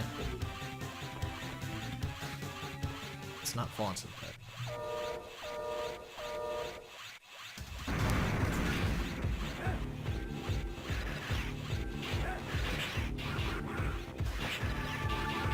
And for whatever reason, these guys don't have invincibility frames.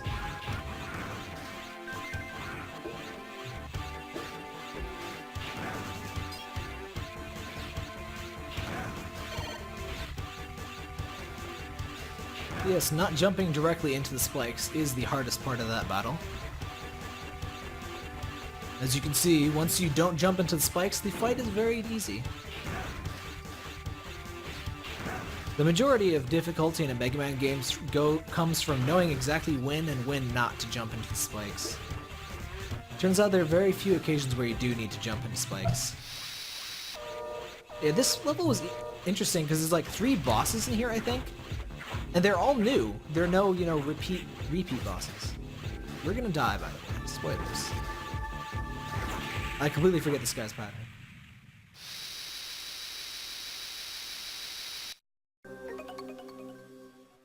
Kalia? Is that this guy's name? I have to do the whole thing over? God damn it. I really don't like how checkpoints work in this game. Basically, they don't. They're not checkpoints. They just restart the entire level points.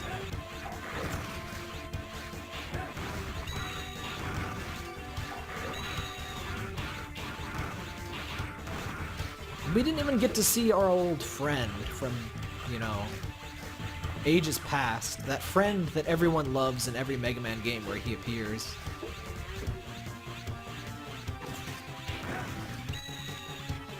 Oh, that friend.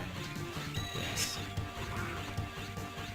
If you've played Mega Man 1 or Mega Man X5, you probably know that friend to which I am referring. Though he's not that bad in this one.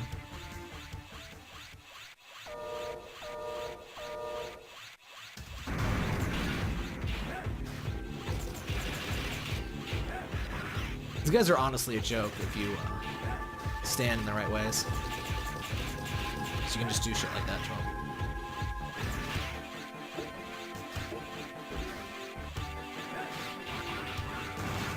Also, I love that when you cut these guys with the blade still attached, the top half flies off into the distance. It is great. I love little touches like that. I'm easily amused. Let me... Watch, the top half flies off. That's great. I love it.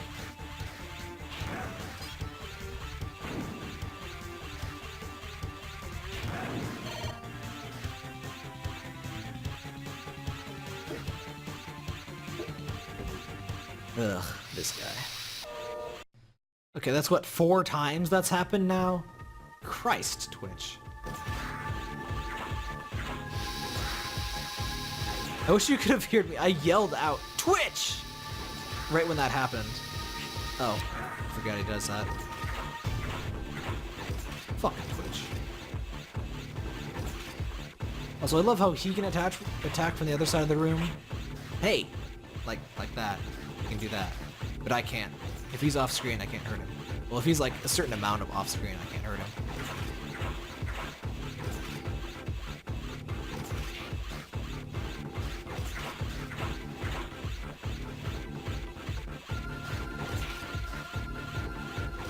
See, if you're careful with your spacing on this boss, and you stay near a wall, he's pretty easy. I just don't remember the strategies for these guys. I love how his arms fly off. He's like, oh, my arms, I bow to you soon.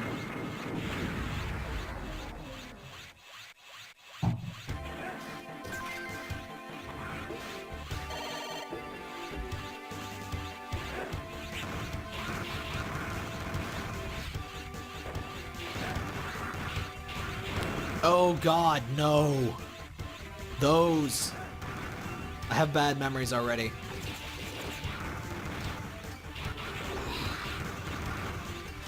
Then again, isn't disappearing and reappearing blocks in a Mega Man game always good news? And these ones shoot from down under at you. Just to add insult to injury, not only is there a disappearing blocks puzzle, the disappearing blocks fucking shoot at you.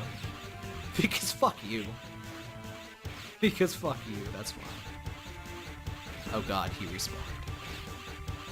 Damn it.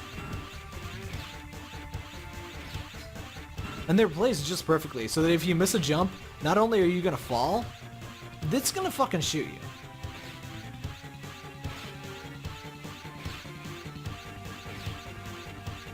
I don't remember the patterns either.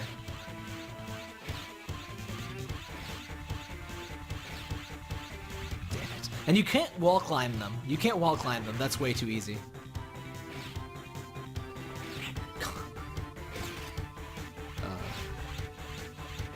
It wouldn't be a Mega Man final stage if there wasn't bullshit like this, though. Mega Man ZX has one of the more bullshit things. I've died more to the spike puzzle right before the final boss than I have to the final boss in ZX Advent.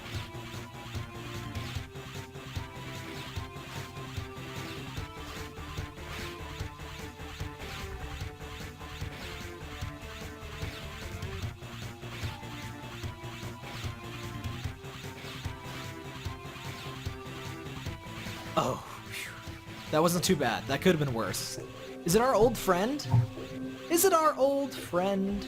Oh, no, it's not at all. It's Herculonicus and Ankertus.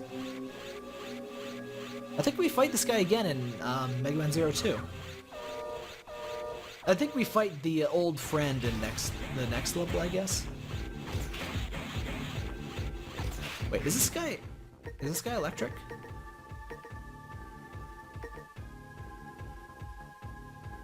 Fuck. What is electric is weak to ice, right?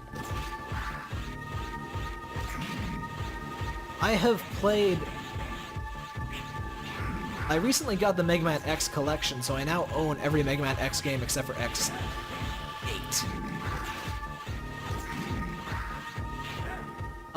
I have beaten Mega Man X1, X4, and X5. I have played Mega Man X6 and X2. I have not played X3 yet, but I will finish all of them. I haven't finished 7 either. I had that save data on my fat PS3 when it died, and now I'm just gonna emulate my PS2 stuff. You have disrupted the area. Oh. Right. This is interesting. It actually, like, lets you take a break in the middle of Wily Stage 1, basically.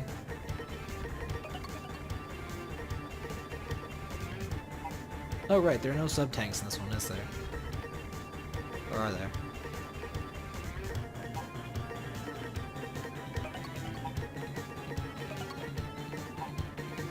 We basically still don't have enough for any of this.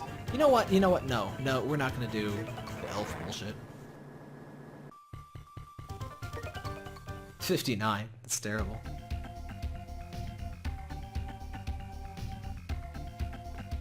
I'll be fine, Seal. Alright. I will survive. Suddenly different area. I think if we go back... Yeah, that's where we were. Behind that door is the trans stage that we just left. Elevator time! Aw, yes. Hello, Kingster 2. Elevator time is the best time. Aw, yeah.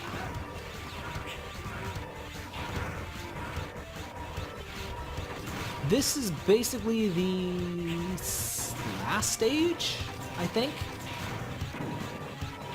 I think there's only a couple more bosses to go.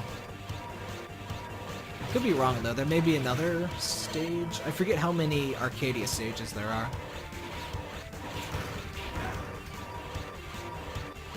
Yeah, we're getting in pretty close to fighting a certain boss. Oh, I remember the spikes. I remember these platforms going directly into spikes.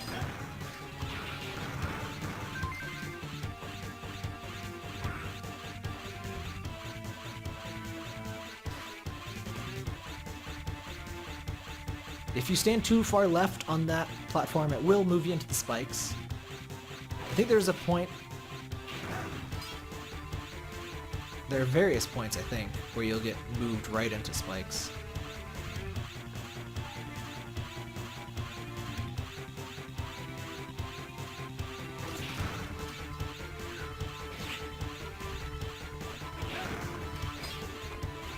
This is the point in the game where, what's her name?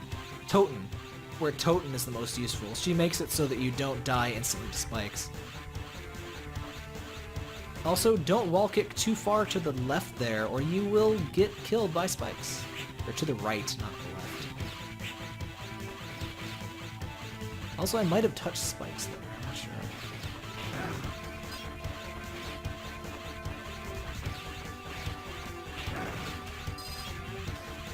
Sigma? I believe you are thinking of the wrong series?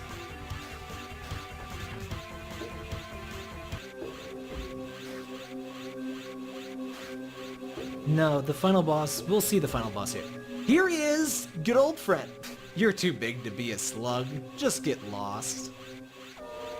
He doesn't look much like what he fights like. He doesn't honestly fight too much like the other devils.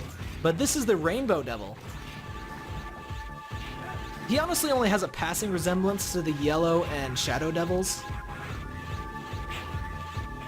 He's still kind of annoying though. He still also has lots of health.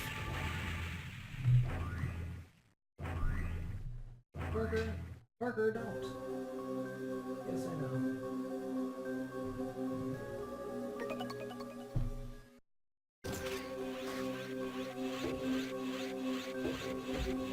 Oh, if you're talking X6, yeah, I think Sigma is the boss of almost all... I'm not sure if he's the boss of X6, because I haven't gotten that far, but he's the boss of the majority of the X games.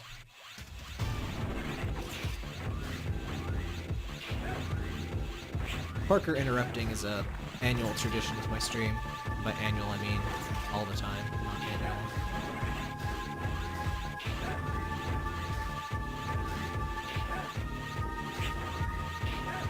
This guy's a devil, but his attack pattern is way different from the other devils.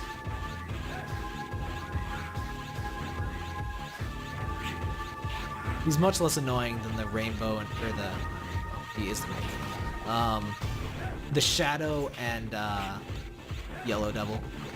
Which do you think is harder, the Yellow Devil or the Shadow Devil? Personally, I think the Shadow Devil is more annoying.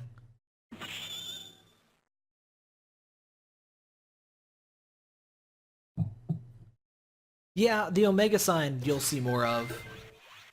You won't know why until Mega Man X or 03. Really? Because Yellow took a lot less damage. I don't count the pause trick. The pause trick is cheating.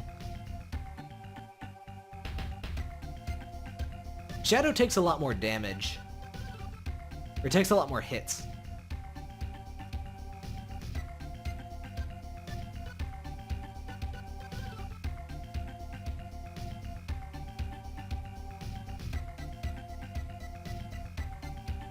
Okay, so there is more stage. Actually, maybe it's just the final boss out of this, I forget. Wait, no, I just want to save, I don't need to do anything.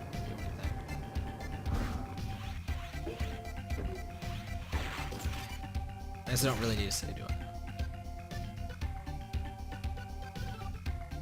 Yeah, I think this is the final section and final boss.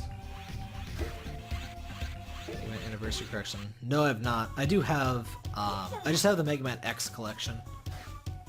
And I have an assorted collection of other Mega Man games. I have probably most Mega Man games at this point, not counting Star Force and Command, or not. Well, I'm missing lots of spin-offs. Oh, I like the music here too. I'm disappointed that the Zero and ZX series are so underrated, because they have some really good music and really good gameplay. In my opinion, I prefer fighting the bosses in these games to the classic games, because it's not just rock, paper, scissors-y. You need to actually be able to know, like, you need to actually be able to dodge bosses and stuff. Because, you know, in the original games, if you have the right weapon, bosses are just a complete joke. And in this game, it helps a little to have the right weapons, but not nearly as much. I forget if this guy's even weak to anything. Looks like fire slightly. I can never remember. He has a weakness, but he doesn't really have a element.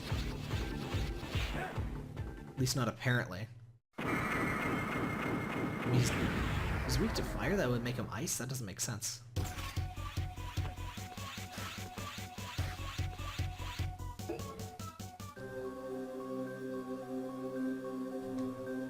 I forgot this one had a full-fledged boss rush. I guess they all do then.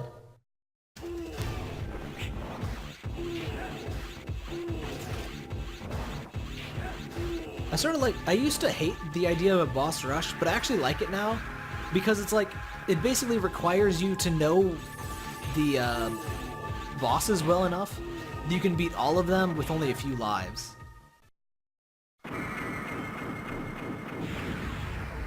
Barely hear me. Is the audio better now? Like, I'm not really doing anything different. I can turn my mic up though.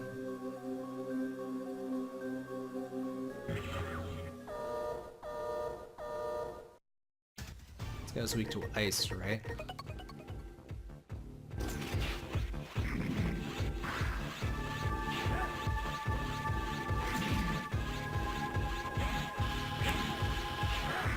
What, seriously? Is it doing that bullshit again? I thought it was only Audacity that did that.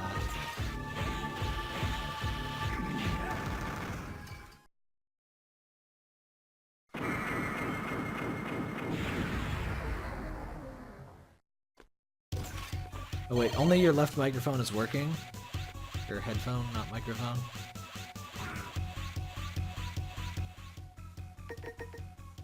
I forget which boss this even is. Oh. You haven't learned shit. This guy thinks he knows things. Freaking nerd.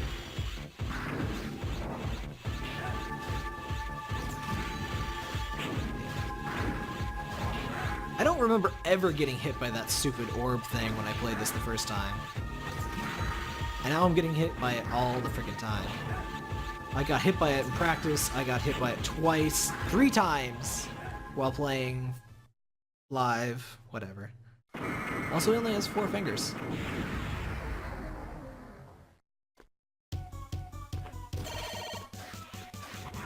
Alright, second wave of boss rush, activate.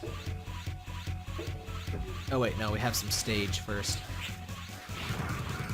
I like when they space out the boss rush a bit.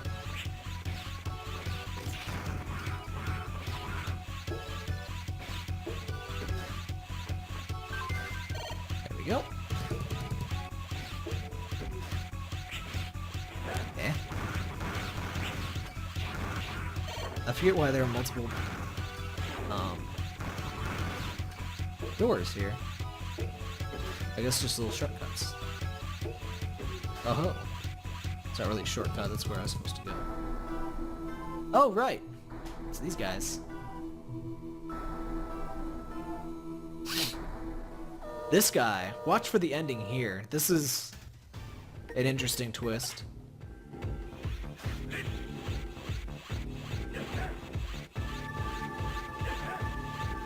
Well, for like the two of you that haven't played this game before, because a surprising number of you have. For the people that have played before, do you follow me previously, or did you find me because I'm playing Mega Man Zero? Because it's been a while since I've had like new people on my stream, honestly. It's kind of sad. Ow. My pride.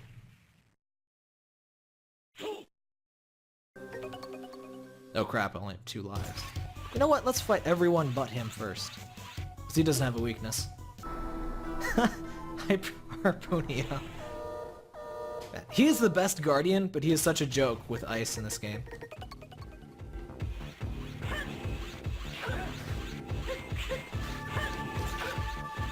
Because of this. It's so easy. It's like, wow, they really should have noticed this. Kirby's Dream Land, that was a while ago. I'm good to see at least some, or no, I'm glad to see some people at least seem to have actually played the Mega Man Zero series. I thought I was like fairly alone in that. Because Mega Man Zero and Mega Man ZX are amazing games. I will say that like 1,000 times before I'm done, but still.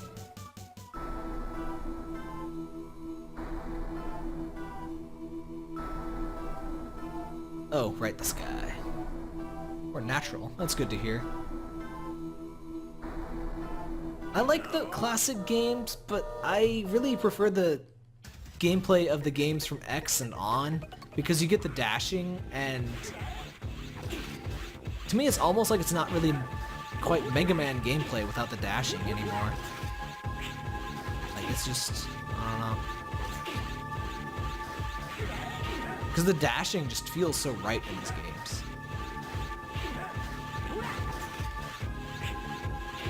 Also, I love dashing under shit. Bye-bye.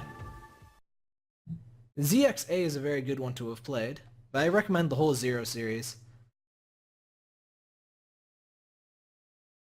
I just don't like the limited movement to the classic series. It's so... It just feels so limited. And it feels so pixel precise, and I just love the precise movements, and I just feel so in control here. And especially with Zero, I love Zero's attacks. I forget which one was... Okay, good. We're gonna save the dramatic one for last.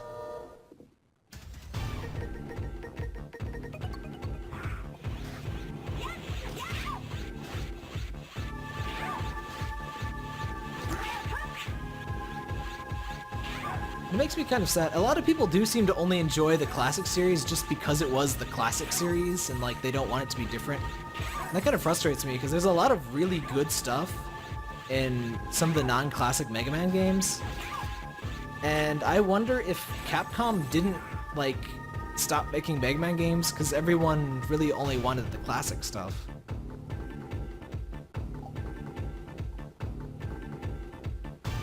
Mega Man X Collection is for PS2 and GameCube, not for DS. Mega Man Zero Collection is for DS.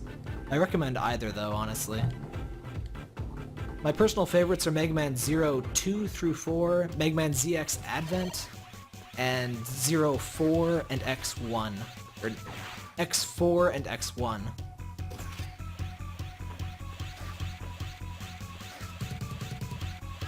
Alright. Let's quick neutral chip.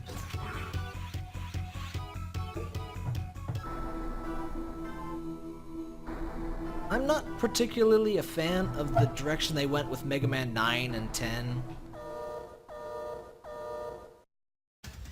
Like, I'm hoping Mighty Number 9 plays more like the Zero series and Mega Man X, like the dashiness and stuff. And I absolutely hope, the one thing about the classic series, and even in the X series that I really don't like, is that if you have the right weapon, you just completely own the bosses. And that's just... It's supposed to be a hard game. I'm not sure which I would recommend. If you were gonna get a collection, I would probably say the X collection. Because it's got 6 games over 4, but X kind of has more duds. Like, X is a really weird series, varying in quality in various different ways. Like, X4 and X1 were my favorites, and they're some of my favorite Mega Man games, period. And... crap, I totally missed which one that was.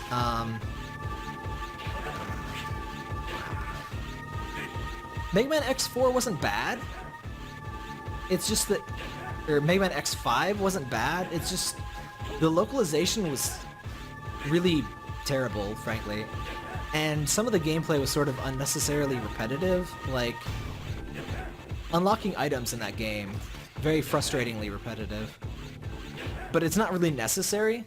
And there were also some really annoyingly difficult bits, like the Shadow Devil and the Insta-Death laser maze just before him. But X1 and X4 were just amazing. Even though lots of people remember X4 for the bad voice acting, the gameplay was completely super solid, music was really good.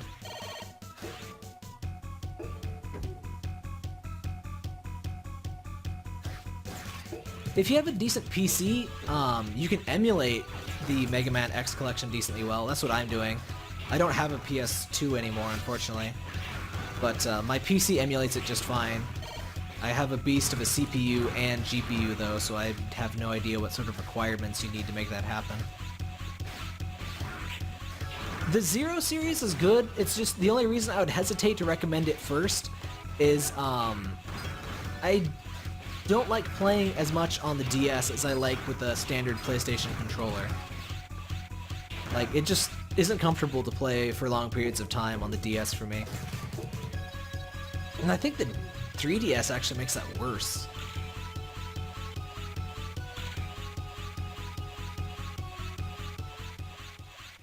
It's him! Dun dun dun! He's got red eyes for some reason. Master X. No!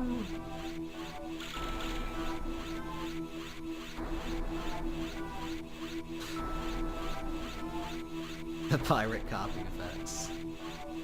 Yeah, you seem perfect. Your total evilness. The humans have found happy more than ever before. Seal's human, by the way. I think. I'm pretty sure Seal's a human. What's wrong with the emulators? Like, they can be a little frustrating, but I found PCXS... Fuck. PCXS, or whatever. The PS2 emulator everyone uses. It's surprisingly good now. It didn't used to be, I don't think, but I tried it for the Mega Man X collection, and it's pretty decent.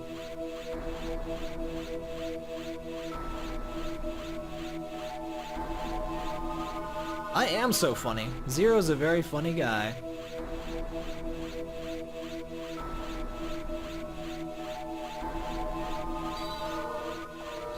If you own the game, there's nothing wrong with using an emulator.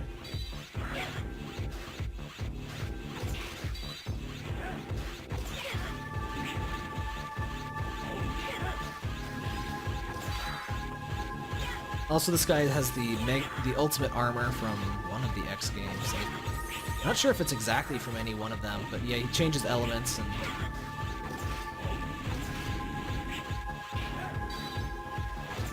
There we go. Second form, activate. Are you ready for round 2? Burn. Stupid fake. He's pissed off. Speaking of fake, that is the music that plays. This song here is called Fake. That's pretty cool. I always like the final boss themes for these. It's Seraph X.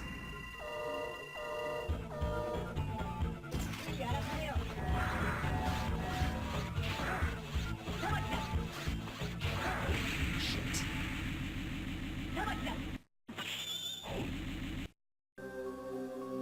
Oh, are you kidding me?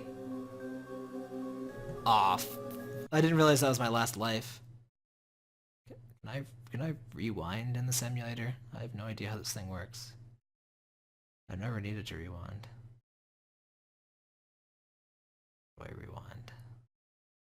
I don't want to do this again.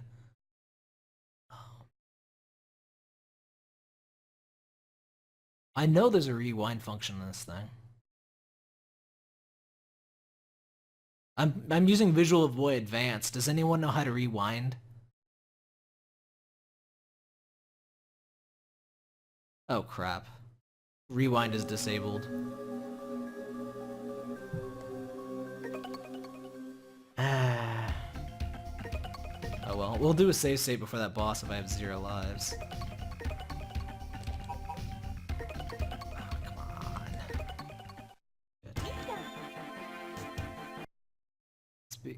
While we're thinking of that, why was rewind disabled by default? Set that at 300 seconds. Still don't know the fucking button for it, but whatever. Backspace? Whatever. Yeah, I didn't have that much trouble with the blocks, actually. Must not use fast forward button. I'll never forget when I beat this boss. I beat this boss while I was doing my, Intro to Informatics, like before my Intro to Informatics final. I was sitting in the hallway waiting for the final to start on my, GBA SP. And I was going through this, and I got there early so I could do it. And I just barely squeaked it in and defeated him. But I didn't get to enjoy the music because I was, you know, in public and shit. That's one regret I have with these games. I actually played a lot of these, like, as actual portable games. And when I play portably, I never have the sound on. And these games have good music. So I got sort of cheated out of the music.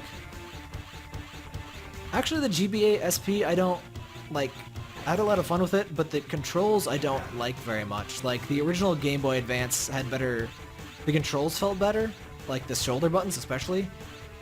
It just, did I seriously just...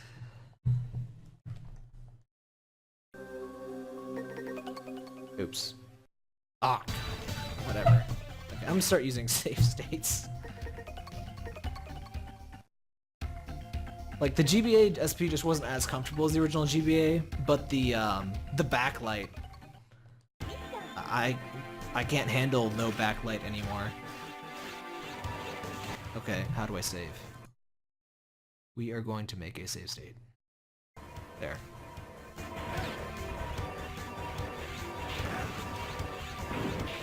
I can't afford the Spike community anyway.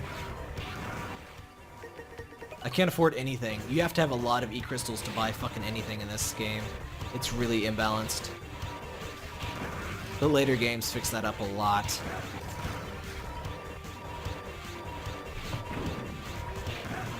Yeah, we're just gonna save after every set of bosses, I guess.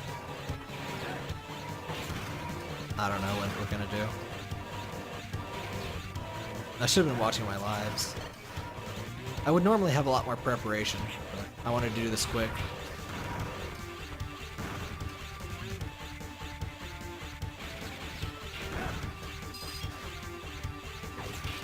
No, you don't have to pay for the spikes thing again.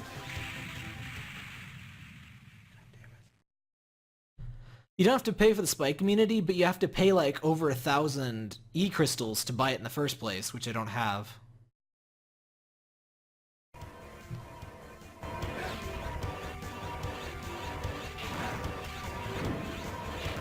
Go away, mouse. You know, all upgrades are permanent, they're just really expensive.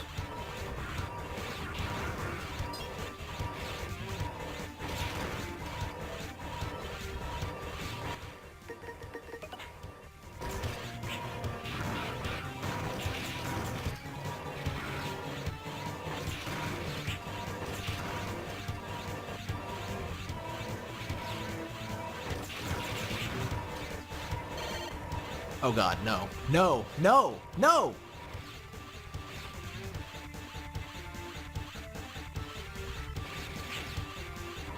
Oh. You're back. I had no idea if that was going to be back or if I would fall in the pit. Either would work. Why in this level of all times? Like, seriously, I was doing so well. Like, not... I'll just stop talking now. How is this even happening? I was doing just fine right up until the final boss. If you fall down the hole, you die. There is a bottomless pit if the elevator's gone. The elevator just keeps respawning as long as it's off screen.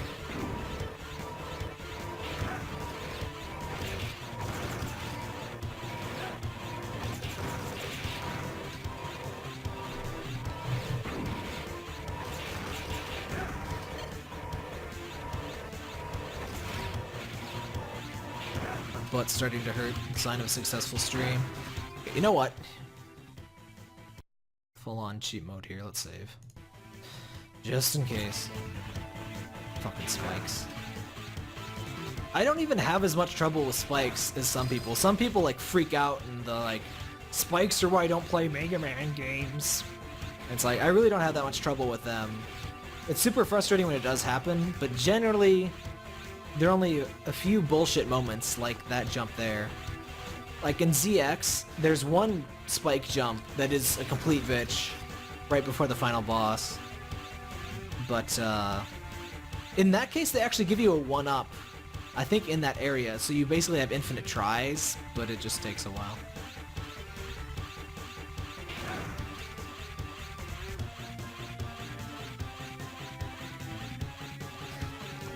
Spikes don't really make me nervous. I suppose they should. Excuse me. Trying to make an incredibly stupid jump. You're not supposed to do that jump that way, by the way.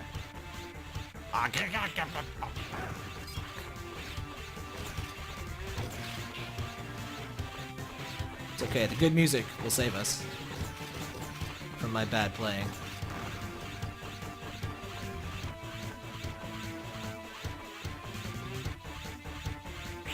God damn it.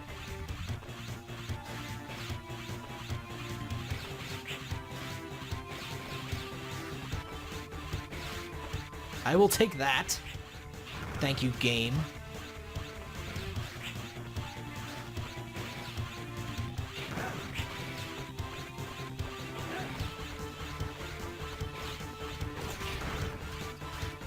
Also, I like the grunt sound effect when he does a fully charged slash. Actually, one of the least bad voice acting things. Oh god damn it, I have to fight this thing? I forgot about this. Oh man. I should have gone back to base and saved when...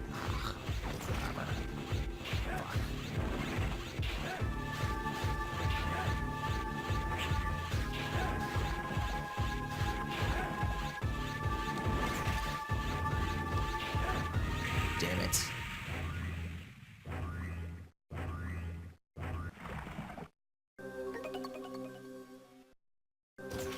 I think the voices are... I don't think they bothered to localize the voices in the Zero series.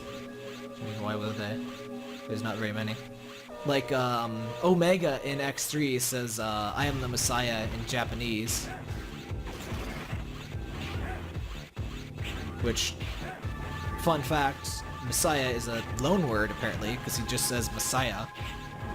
Damn it! I should have save stated there. Whatever. We're not losing the last of those lives.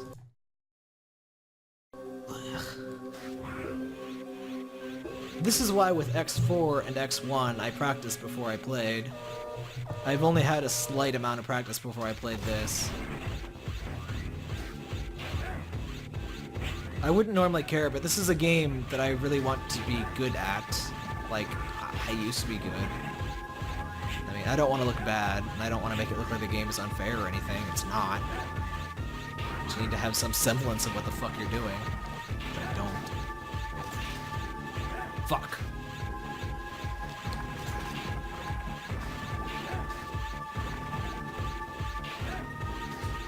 No. Eat it!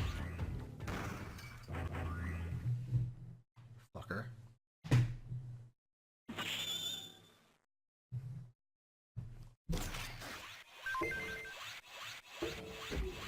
Hey, Seal.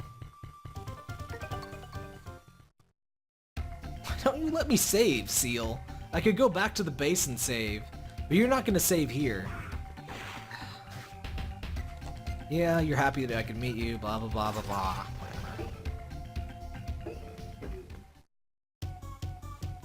Shut up, Seal. Okay, now we're gonna save. And we're gonna save right before I get to, right when I get to copy X. Freaking douchebag.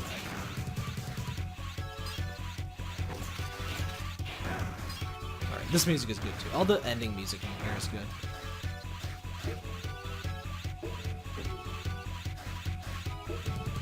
I don't know how to describe it, but music in Mega Man games always captures the feeling really well. Like, the intensity, like... Pretty much every Mega Man game has at least some really good music. Like with Legends, I absolutely love the main gate theme. It just feels so epic.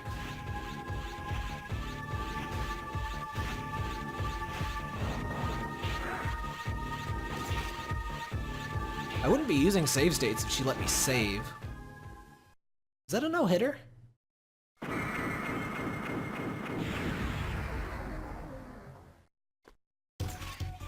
Apparently so.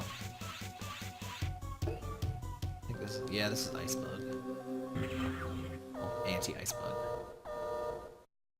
In the ZX series, enemies are even less weak to their weaknesses. So you can't kill enemies quite as fast as I am doing now. Wait, no, you're not weak to ice, you're weak to... No, you're weak to ice, you're weak to ice. You're not acting like it.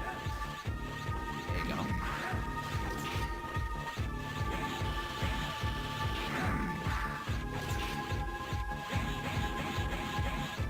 Certain attack animations aren't interruptible.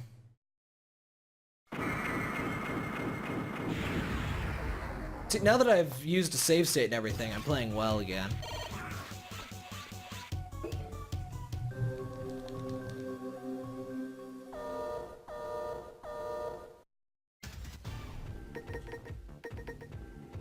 You're weak to... Wait, no, you're weak to fire somehow. Well, it doesn't make sense.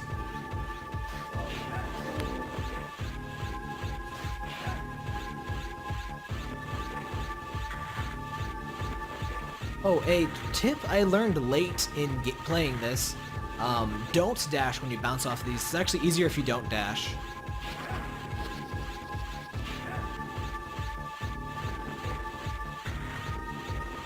I found myself like overcompensating when I do dash. Die. So now we're just gonna have a super easy, happy, fun time. Except for Phantom, he's kind of a pain in the butt. Is that a no-hit? Another no-hitter?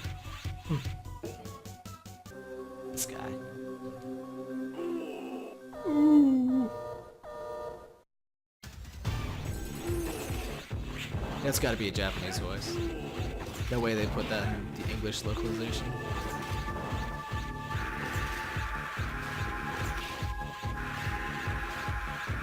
This attack is really easy to counter in the easy mode. Except we've got like frost nunchules on us, which is bad.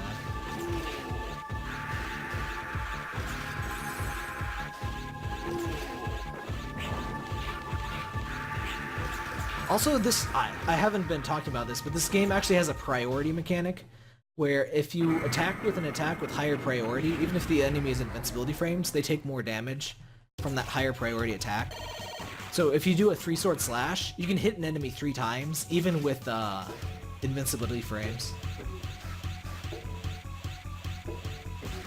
Yeah, I guess it kinda is like Marx's laser. I'm a big sucker for any game that has like those like 2-meter tall lasers that like you charge up an enemy and or you charge up energy and there's this like super huge sound effect. It's like whoosh. I just love that. Anything with those huge lasers. I just love huge lasers, honestly. There we go. I'll take that. Thank you. See, now that I've resorted to save states, we're not going to need save states. That's how it works.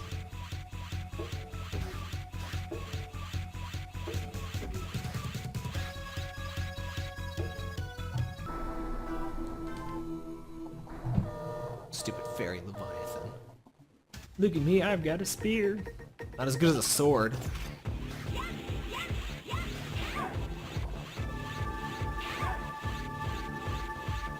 No hit runs on the Guardians is a bit of a pipe dream though.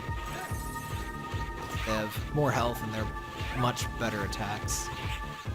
They are much better attacks. They have much better attacks. They're harder to dodge anyway. Whether that's better depends on your perspective.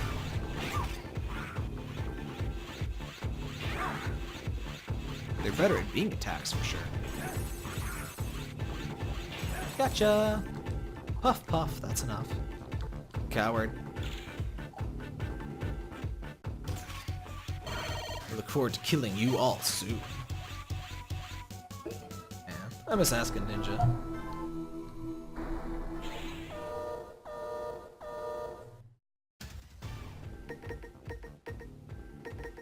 Hardest self-imposed challenge, like in this game, or what? Because, like, there's some games where there's some truly ridiculous stuff.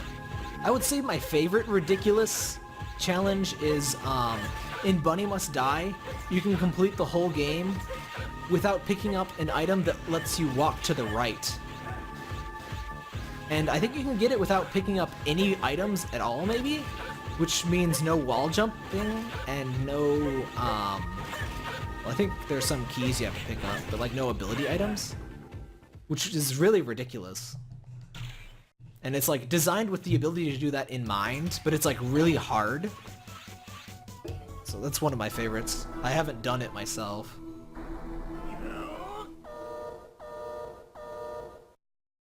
But I think stuff like that is a lot cooler than, say, just, you know, don't get hit in a game where it's really hard not to get hit. That's meh.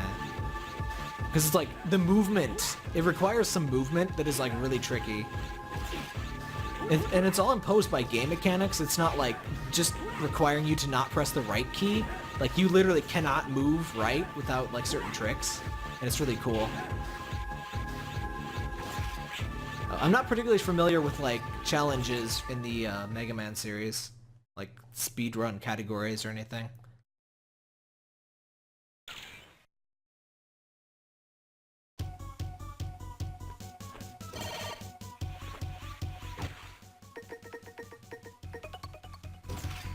The Bunny Must Die trick? Yeah, I can believe that.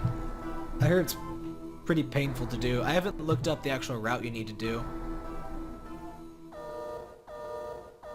By the way, Bunny Must Die is on Steam finally, and I highly recommend it to everyone forever.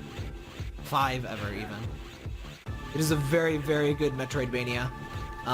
It's a little tricky, but it's really worth figuring out. And you need a controller. People have come bitching to me, oh, this game is too hard, it's so hard to control. And it's like, well, what controller are you using? Like, oh, I'm using a keyboard because I'm PC Master Race. And it's like, no, you don't use a keyboard for a platformer. Unless it's really easy, or it's made for the keyboard, or you're really dumb. Like, there are some people that can play a platformer decently, like if they have a lot of practice with it, but generally no, you want a gamepad. And it's like, it doesn't matter if you're, you know... The weird thing about the PC Master Race mentality is a lot of people seem to think that keyboard makes you automatically better, regardless of the type of game it is. Really, keyboard doesn't make you better at shit, except for having lots of buttons. It is the mouse that makes PC better, for shit like FPS, RTS, because of the precision. Now, in a platformer, the mouse is completely useless to you, and the keyboard is an obstacle. You need a gamepad for that. Damn, I always miss when he does the double dash.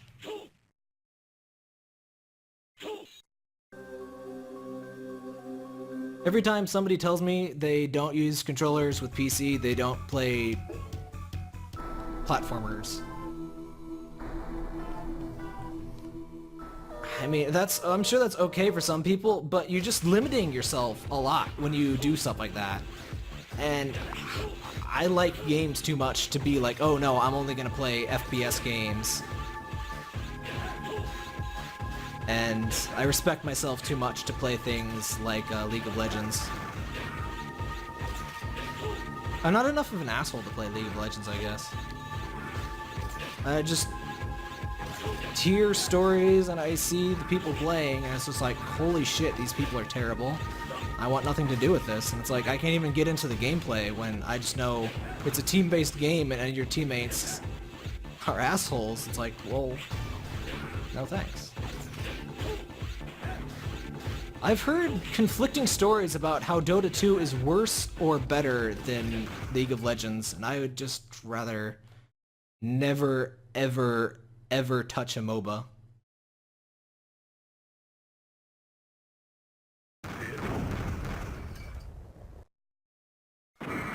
I have a 6-axis I keep plugged into my PC at all times, and I've got DualShock 3s I use for my PC. You can't afford a controller. They're $20.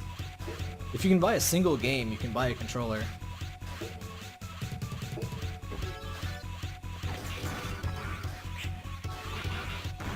And like, it is really easy to learn to use a controller too.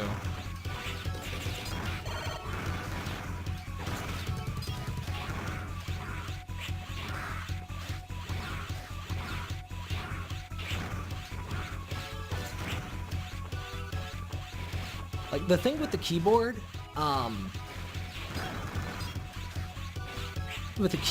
in either fighting games or platformers, you can't roll your fingers around the arrow keys like you can a D-pad. It's just not... It's not the same. It's just not quite comfortable enough. Ugh, 360 controller. I absolutely hate the D-pad for the 360 controller, so I don't use it for a PC because, I mean, if I'm going to be using a controller on a PC game, I'm either going to be using a dual analog thing, which the 360 controller is fine for, or we're going to be using something with a D-pad that's important. And the 360 D-pad, ugh. Though the Xbox One D-pad looks good.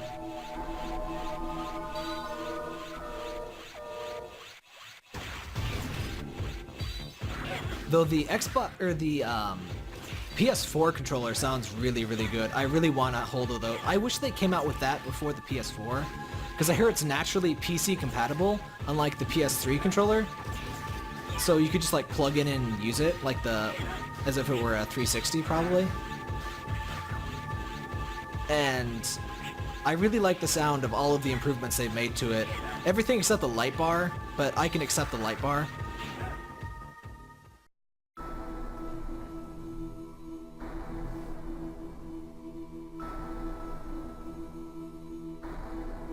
But I heard the D-pad on the PS4 controller is more like the Vita, and the Vita D-pad is really nice. The only thing bad about it is that it's small, but it has this mechanical clickiness to it that just feels so good.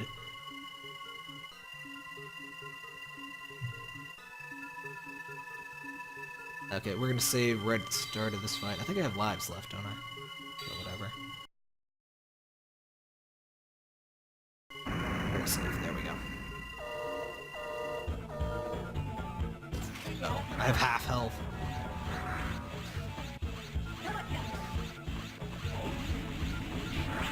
Oh, wow. I forgot it does that for a while.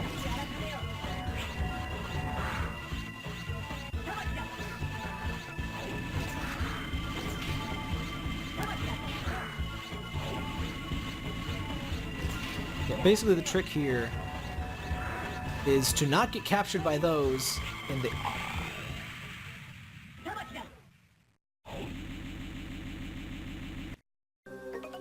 Do I start on phase 2? Of course I don't. Even though I have less health, this will be quicker. I think this guy only has 3 attacks. When he's doing this, you do not want to be over the gap.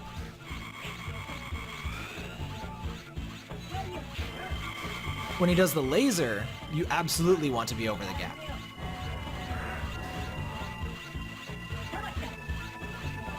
He says something like turbo shell when he's gonna... It's pretty tricky to dodge that hand laser.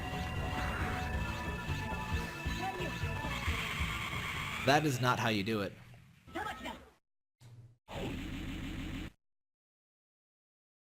Need a button for load save state. I could probably get to this form with more health, but whatever. There we go, that's how you do it. Oh, fuck.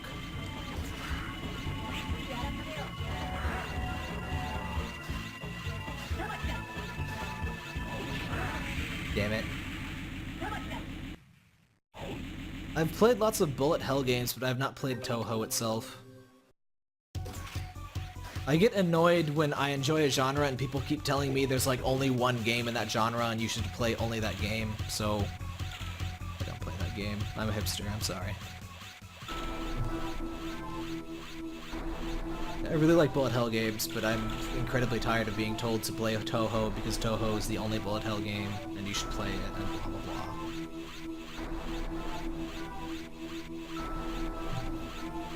It also has an incredible amount of random and unrelated games and like bullet hell games. Like I don't know what the deal is with all of that.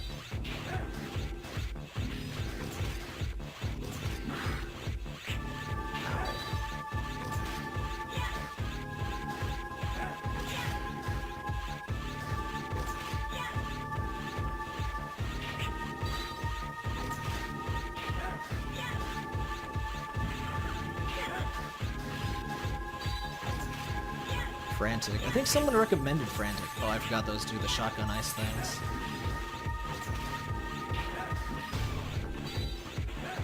I barely have more health.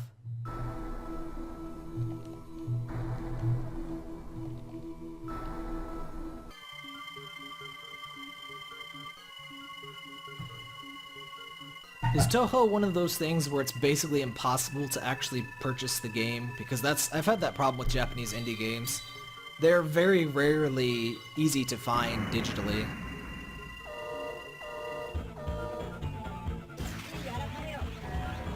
In fact, that prevented me from buying Bunny Must Die for ages.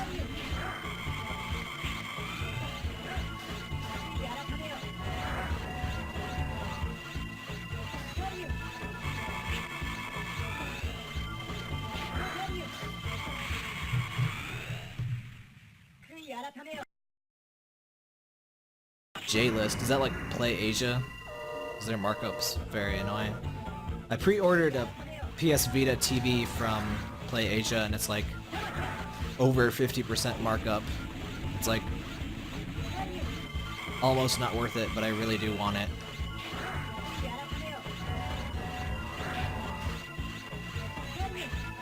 Ah, what the hell, man?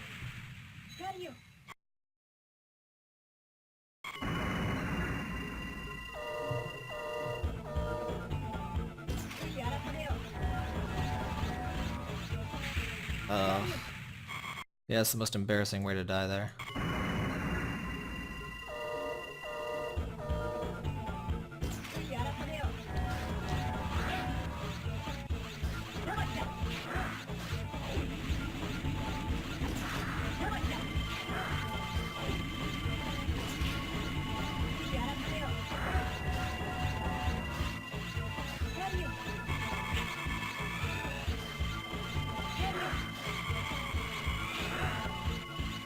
Are you kidding?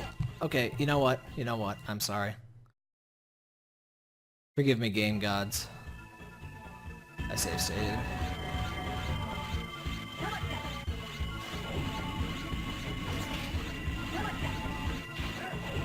Forgive me.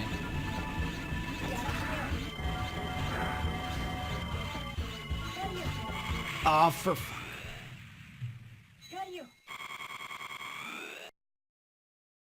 make me jump. You mean like horror games? No, I'm not very jumpy.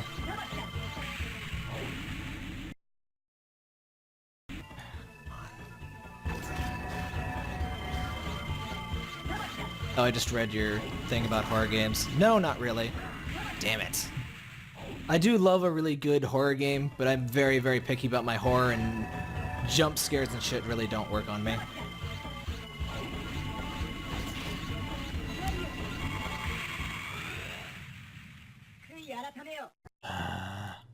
I was really close. Oops.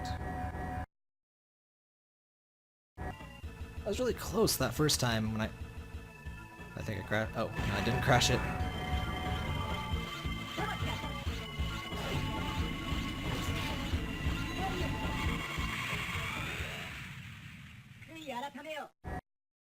The closest thing I get to scared is, this is something that Lone Survivor does really well. It's that oh shit feeling, like, when you... Oh god! Fuck! I can't do this while talking. It's like, in Lone Survivor, sometimes you like open a door, and there's a monster right in there, and it's not a game where you can like easily just beat up the monsters. It's just like, oh shit, I'm just gonna leave this room. It's just, you just get that, nope! I really enjoy that done well. Fuck! Oh my god, that was like... Oh god. That was like a few pixels close, that that dash away from the laser. Bye bye fake. I love that his face just like breaks off.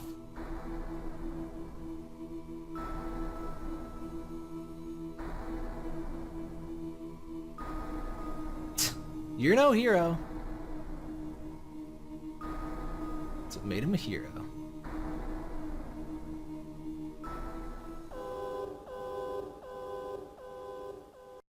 Oh crap, does he do some last ditch crap? I forget. It's time to go. Oh, no he doesn't. Stupid fake.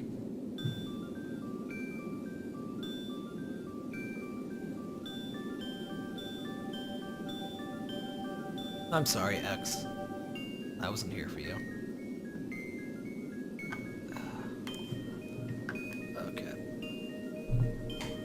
Headphones come off.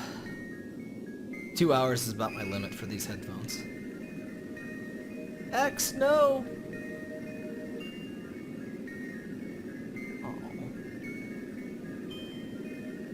Bye, X.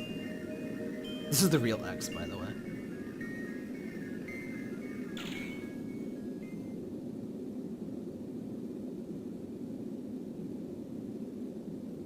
So be it.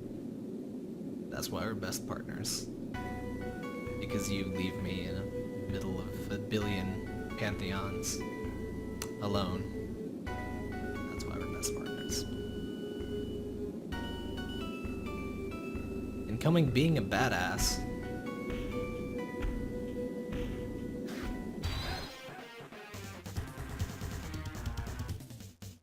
This is pretty much exactly where 0-2 starts off. In the desert with a billion pantheons. I'll let the credits roll. I'm not sure what I'll stream next week. Probably not this. I'd have to play 0-2 to actually like practice. I might... I honestly have no idea what I'll play. Maybe I'll continue on with the X series. Because I still have X 2, 3, 5, 6 to play. Technically 7, I guess, if you want to count that. I'll probably eventually stream all of the Mega Man X, 0, and ZX games. Not sure what I'll do next week, though. I kind of don't want to have to plan ahead for it. I might just stream some random thing I happen to be playing. Maybe I'll stream Lone Survivor. I was wanting to play that somehow, like for a Let's Play or something. That is a really good game, by the way. If you have a Vita or a PS3, I strongly recommend Lone Survivor. It's like a 2D horror game, and it has a lot of Silent Hill feel to it. That is a very, very good thing if you don't know what Silent Hill is. It never feels jump scary in a stupid way. It's just very well done. And it has it makes an atmosphere extremely well in a way that most horror games just don't. But yeah, when next week Thursday I'll probably stream at 8 Central like I always do. I don't know which game I'll play. I'll throw a YouTube video out there that'll let you know when I'll play. I guess I may as well let the credits roll. Finished my wine. Cries forever.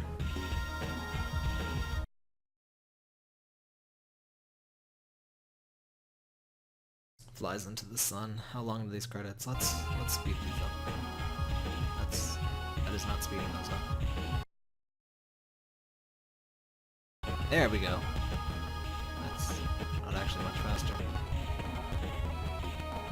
These are some slow-ass credits, bro. Let us do 600% speed. Wow. Okay, they're over. Those are some slow. That's some slow scrolling. That's worthy of the NES right there. And NES credits that scroll slowly and you don't know if there's anything after the credits. That is the worst thing right there. When you're waiting for the credits to end and you don't know if there's something after the credits. The Germans have a word for it, I'm sure. It's just the worst feeling ever. Oh right, this is making terrible sounds at you, isn't it? I'm sorry. I forgot. I don't have my headphones on. Alright, that was Mega Man Zero. Stay tuned for future Mega Man games, probably. Thanks for watching, everybody.